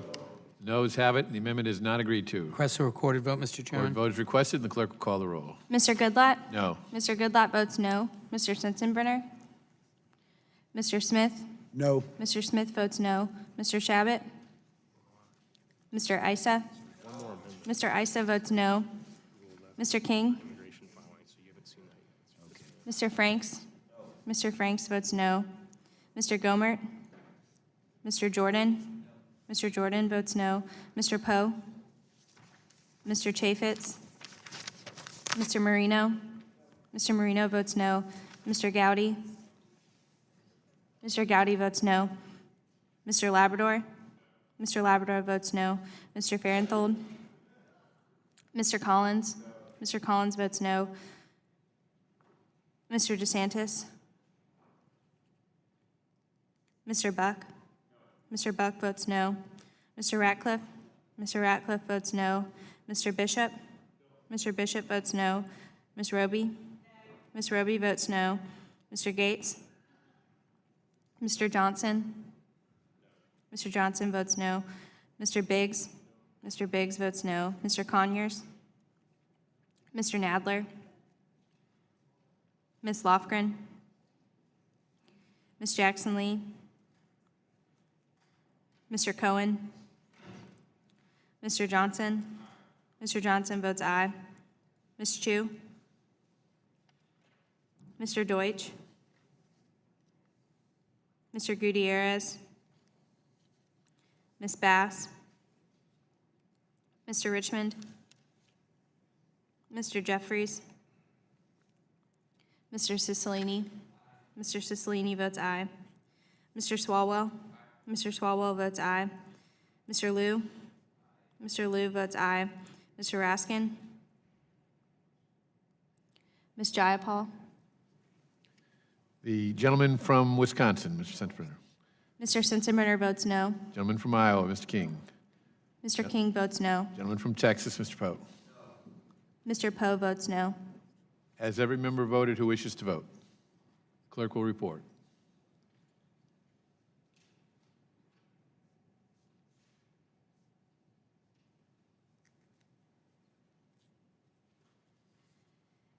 Mr. Chairman, 4 members voted aye, 18 members voted no. And the amendment is not agreed to. For purpose, the gentleman from California seek recognition. Thank you, Mr. Chairman. My amendment, which I'm sponsoring with Congresswoman... Hold up, just a second. This gentleman will suspend.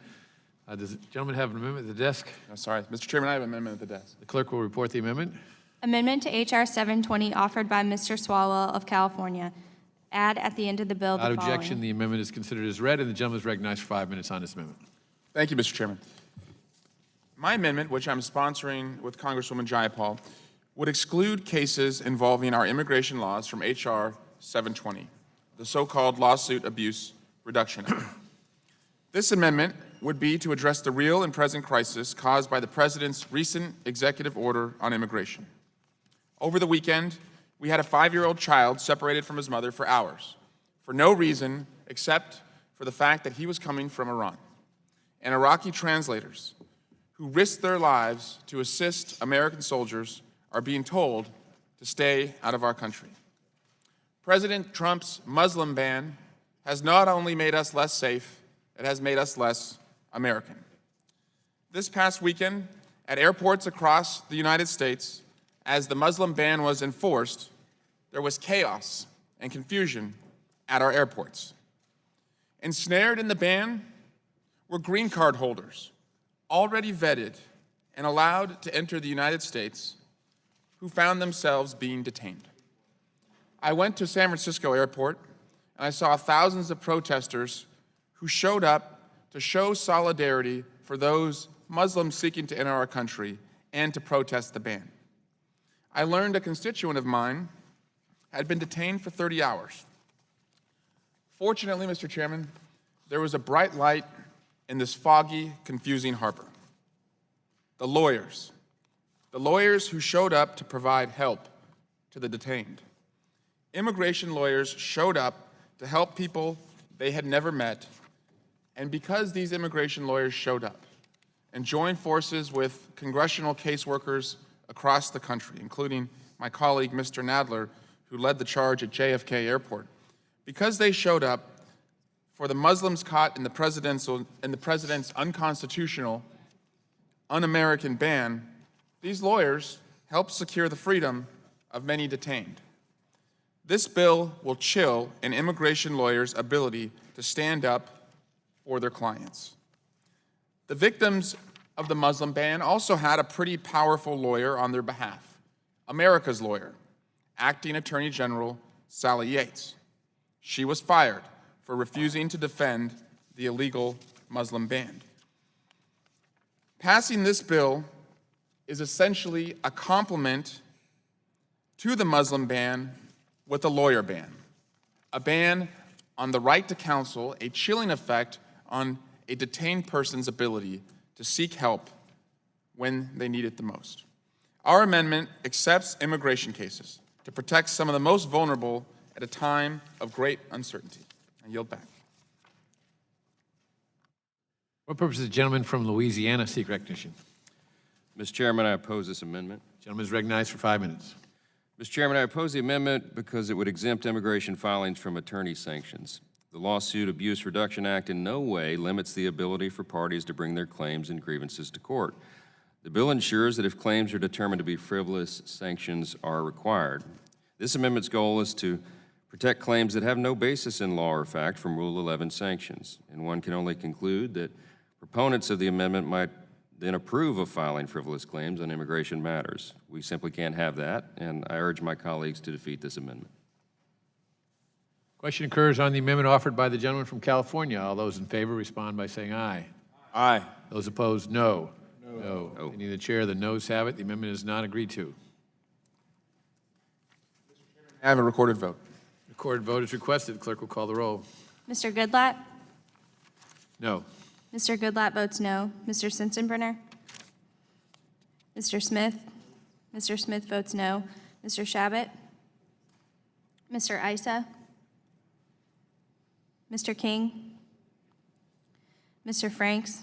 Mr. Franks votes no. Mr. Gomert? Mr. Jordan? Mr. Jordan votes no. Mr. Poe? Mr. Poe votes no. Mr. Chaffetz? Mr. Marino? Mr. Marino votes no. Mr. Gowdy? Mr. Gowdy votes no. Mr. Labrador? Mr. Labrador votes no. Mr. Farenthold? Mr. Collins? Mr. Collins votes no. Mr. DeSantis? Mr. Buck? Mr. Buck votes no. Mr. Ratcliffe? Mr. Bishop? Mr. Bishop votes no. Ms. Roby? Ms. Roby votes no. Mr. Gates? Mr. Johnson?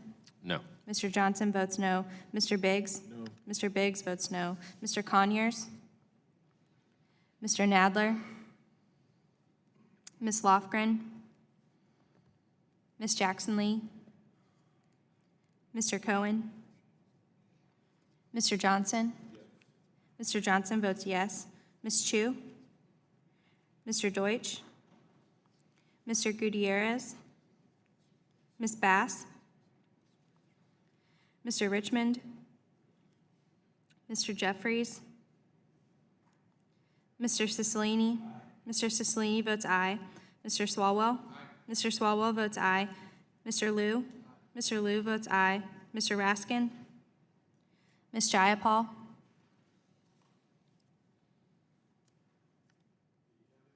Gentleman from Wisconsin. Mr. Sensenbrenner votes no. Gentleman from Texas, Mr. Poe. No. Gentleman from Texas, Mr. Ratcliffe. Mr. Ratcliffe votes no. Gentleman from Iowa, Mr. King. Mr. King votes no. Has every member voted who wishes to vote? Clerk will report.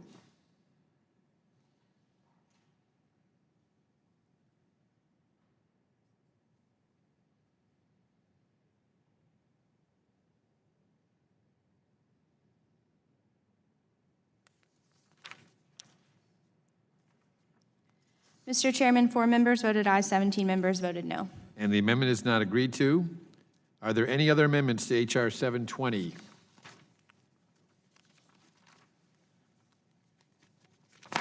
Reporting quorum being present, the question is on the motion to report the bill H.R. 720 favorably to the House. Those in favor will respond by saying aye. Aye. Those opposed, no. The ayes have it, and the bill is ordered reported favorably. Record vote is requested, and the clerk will call the roll. Mr. Goodlatte? Aye. Mr. Goodlatte votes aye. Mr. Sensenbrenner? Mr. Sensenbrenner votes aye. Mr. Smith? Mr. Smith votes aye. Mr. Shabbat? Mr. Issa? Mr. Issa votes aye. Mr. King? Mr. Franks? Mr. Franks votes aye. Mr. Gomert? Mr. Jordan? Mr. Jordan votes yes. Mr. Poe? Mr. Chaffetz? Mr. Marino? Mr. Marino votes yes. Mr. Gowdy? Mr. Gowdy votes yes. Mr. Labrador? Mr. Labrador votes yes. Mr. Farenthold? Mr. Collins? Mr. Collins votes yes. Mr. DeSantis? Mr. Buck? Mr. Buck votes aye. Mr. Ratcliffe? Mr. Ratcliffe votes yes. Mr. Bishop? Mr. Bishop votes yes. Ms. Roby? Mr. Gates? Mr. Johnson? Mr. Johnson votes aye. Mr. Biggs? Mr. Biggs votes aye. Mr. Conyers? Mr. Nadler? Ms. Lofgren? Ms. Jackson-Lee? Ms. Jackson-Lee votes no. Mr. Cohen? Mr. Johnson? Mr. Johnson votes no. Ms. Chu? Mr. Deutsch? Mr. Gutierrez? Ms. Bass? Mr. Richmond? Mr. Jeffries? Mr. Cicilline? Mr. Cicilline votes no. Mr. Swalwell? Mr. Swalwell votes no. Mr. Liu? Mr. Liu votes no. Mr. Raskin? Ms. Jayapal?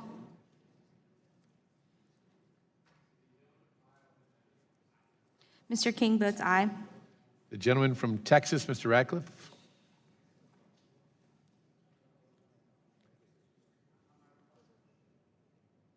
Yes. Has every member of the gentlewoman from California, Ms. Bass? Ms. Bass votes no. The gentlewoman from Alabama, Ms. Roby. Ms. Roby votes aye.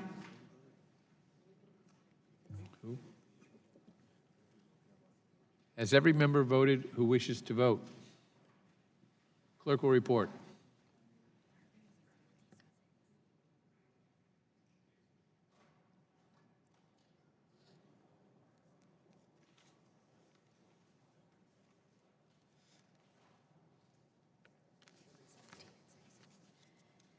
Mr. Chairman, 17 members voted aye, 6 members voted no. The ayes have it, and the bill is ordered reported favorably to the House. Members will have 2 days to submit views. Pursuant to notice, I now call up H.R. 725 for purposes of markup and move that the committee report the bill favorably to the House. The clerk will report the bill. H.R. 725 to amend Title 28 United States Code to prevent fraudulent joinder. Without objection, the bill is considered as read and open for amendment at any time. I will begin by recognizing myself for an opening statement. America's small businesses are some of the leading victims of frivolous lawsuits and the extraordinary costs that our legal system imposes. Every day, local business owners routinely have lawsuits filed against them based on claims they have no substantive connection to as a means of forum shopping on the part of the lawyers filing the case. These lawsuits impose a tremendous burden on small businesses and their employees. The Innocent Party Protection Act will help reduce the litigation abuse that regularly drags small businesses into court for no other reason than as part of a lawyer's forum shopping strategy.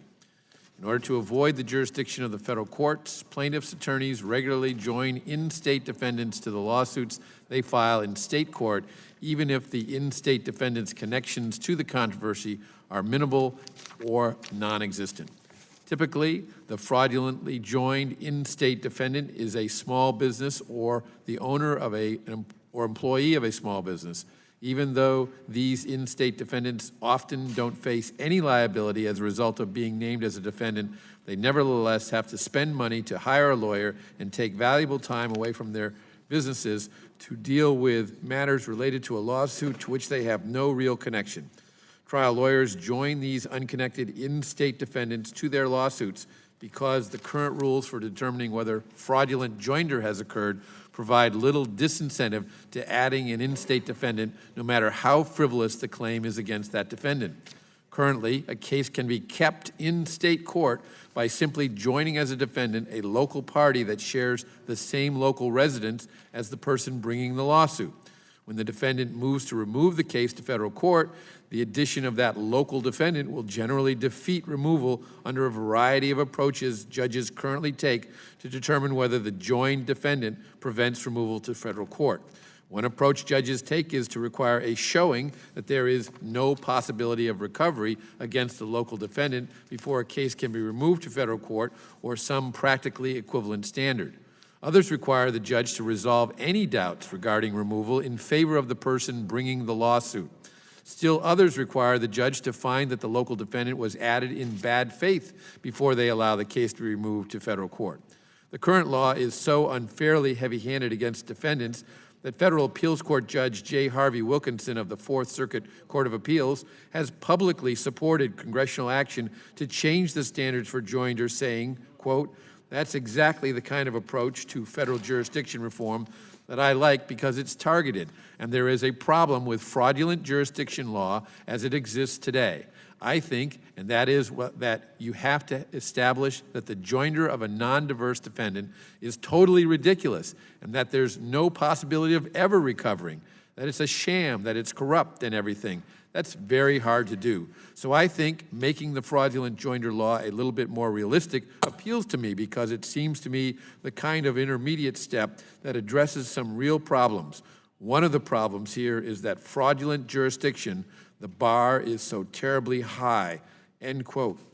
The Innocent Party Protection Act brings some balance to a federal court's ability to determine whether a case has been removed from state to federal court should remain in federal court. It does this by allowing judges to review more evidence earlier in the case to determine whether or not a plausible case can be made for the in-state defendant's liability under state law, or that there is no good faith intent on the part of the trial lawyers to continue the case against all defendants. I urge my colleagues to support this common sense legislation and oppose all weakening amendments. And it's now my pleasure to recognize the gentleman from Georgia, Mr. Johnson, for his opening statement. Thank you, Mr. Chairman, and I would ask that the statements of both Ranking Member John Conyers and also Ranking Member of the Constitution Committee, Steve Cohen, that their statements be admitted for the record without objection. They will be made part of the record. And thank you. I rise in opposition to the Innocent Party Protection Act of 2017. It's misnamed, as much of the legislation that crosses our desks is. I think a more apt name for it would be the Wolf in Sheep's Clothing Protection Act of 2017. This bill is another tool for corporate defendants to undermine the ability of state courts to hear cases excuse me, involving residents of the state. In a clever play on words, the corporate defendants are banking on distracting us with buzzwords such as innocent party, when in fact this bill is just a new version of forum shopping. If you find yourself injured, whether it is a personal injury due to a car accident while ride sharing or traumatic injury due to sexual assault, attack while at a nursing home, or if it's due to the creation of phony bank accounts by a bank teller working for a big bank, you have the option to sue in state or federal court based on the residence of the defendants. However, when you have multiple defendants and one is in your hometown but the other isn't, you can still sue in state court. The proponents of this bill call that fraudulent joinder, but this is not fraud in the ordinary sense. Instead, it's simply a legal practice dating back over 100 years that provides balance and prevents more powerful interests from choosing which court the case can be heard. For example, if your grandmother was neglected or sexually assaulted at a nursing home, you would not only seek criminal charges, but you would want to file for a civil suit against both the individual attacker and also the company in charge of the facility. It's becoming increasingly common for these nursing homes to be owned by large conglomerates or out-of-state hedge funds. Rather than going all the way to federal court in the state the corporation is based, you have the option to stay in your state court. H.R. 725 would do away with that option, thus unfairly increasing the burden on those suffering harm and making it less likely for the smaller party to sue in the first place. For that reason, I urge my colleagues to oppose the bill, and with that, I yield back. Chair thanks the gentleman, and it's now my pleasure to recognize the sponsor of the bill, the gentleman from Colorado, Mr. Buck, for his opening statement. Thank you, Mr. Chairman. In many cases, trial lawyers' main target is a large national business. But if the only defendant in the case is an out-of-state business, the case can be heard in federal court rather than in a state court.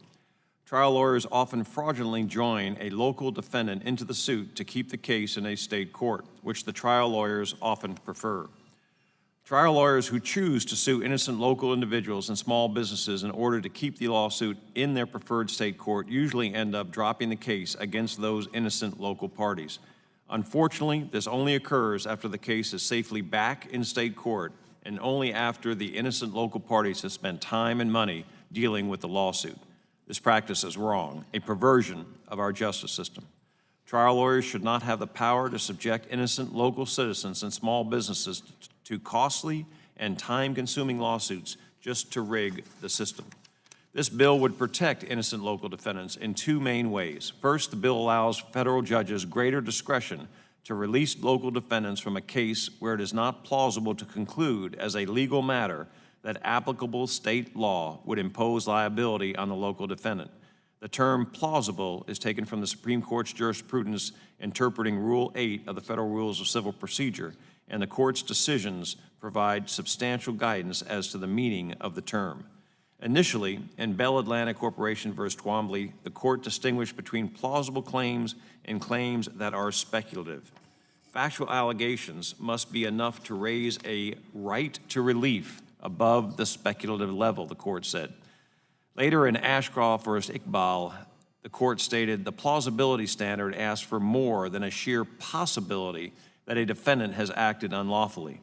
This standard demands more than an unadorned, the defendant unlawfully harmed me accusation or threadbare recitals of the elements of a cause of action, supported by mere conclusory statements. Professor Martin Reddish, one of the nation's foremost scholars of federal court jurisprudence, has written that the Twombly-Iqbal plausibility standard represents the fairest and most efficient resolution of the conflicting interests in the context of pleading. It will similarly provide a fair and efficient approach in the context of fraudulent joinder. Second, this bill codifies a proposition that the Supreme Court has long recognized, that in deciding whether joinder is fraudulent, courts may consider whether the plaintiff has a good faith intention of seeking a judgment against the local defendant. Consistent with Supreme Court precedent, courts continue to find fraudulent joinder when objective evidence clearly demonstrates there is no good faith intention to prosecute the action against all defendants. As the federal court in Falk v. Husqvarna Consumer Outdoor Products, N.A., said, where the plaintiff's collective litigation actions viewed objectively clearly demonstrate a lack of good faith intention to pursue a claim to judgment against a non-diverse, that is, local, defendant, the court should dismiss the non-diverse defendant and retain jurisdiction over the case. The language of this provision is taken almost verbatim from an often cited decision of the Third Circuit. In Ray Briscoe, the court said that joinder is fraudulent if there is no real intention in good faith to prosecute the action against the defendant or seek a legal judgment, a joint judgment. I urge all my colleagues to support this simple, common-sense bill that will protect innocent local parties from being dragged into expensive and time-consuming lawsuits for the sole reason of furthering a trial lawyer's forum shopping strategy. I thank the chair, and I yield back. Chair thanks the gentleman. Are there any amendments to H.R. 725?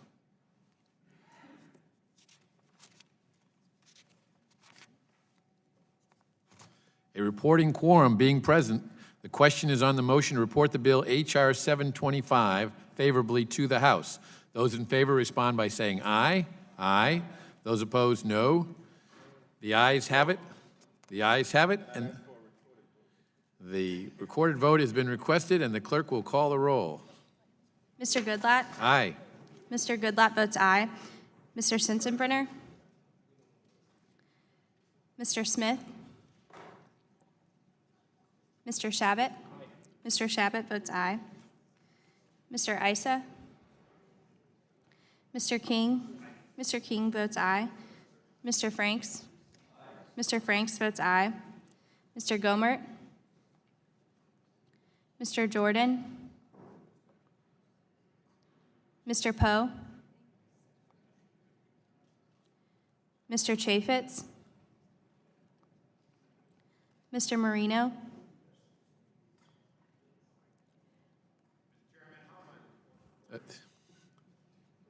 Not Marino? recorded. I'm sorry, did Mr. Marino vote? Mr. Marino votes yes. Mr. Gowdy? Mr. Gowdy votes yes. Mr. Labrador? Mr. Labrador votes yes. Mr. Farenthold? Mr. Collins? Mr. Collins votes yes. Mr. DeSantis? Mr. Buck? Mr. Buck votes aye. Mr. Ratcliffe? Mr. Ratcliffe votes yes. Mr. Bishop? Mr. Bishop votes yes. Ms. Roby? Ms. Roby votes aye. Mr. Gates? Mr. Johnson? Mr. Johnson votes yes. Mr. Biggs? Mr. Biggs votes yes. Mr. Conyers? Andy, thank you. Mr. Nadler? Ms. Lofgren? Ms. Jackson Lee? Mr. Cohen? Mr. Johnson? Mr. Johnson votes no. Ms. Chu? Mr. Deutsch? Mr. Gutierrez? Ms. Bass? Mr. Richmond? Mr. Jeffries? Mr. Cicilline? Mr. Swalwell? Mr. Swalwell votes no. Mr. Liu? Mr. Liu votes no. Mr. Raskin? Ms. Jayapal? The gentleman from California, Mr. Issa. Mr. Issa votes aye. Gentleman from Ohio, Mr. Jordan. Mr. Jordan votes yes.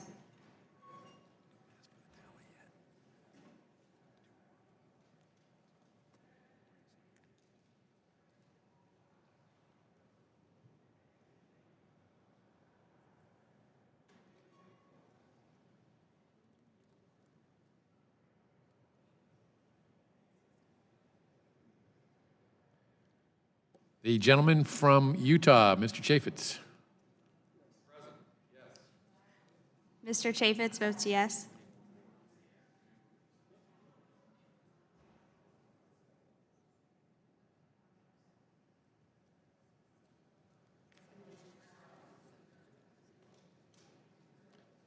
The gentleman from Maryland, Mr. Raskin.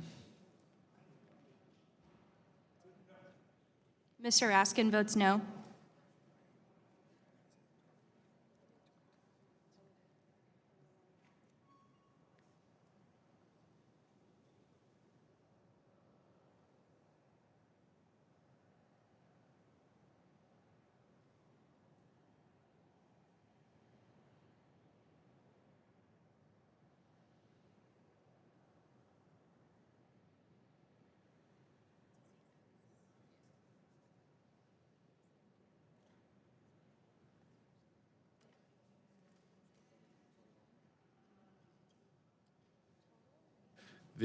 Has every member voted who wishes to vote? The clerk will report.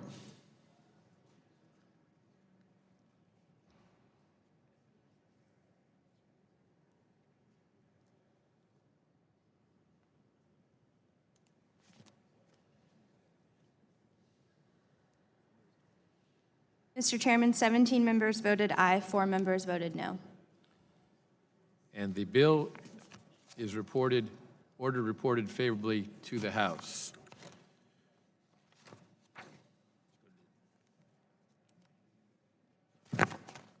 Members will have 2 days to submit views. This concludes our business for today. Thanks to all our members for attending, and the markup is adjourned.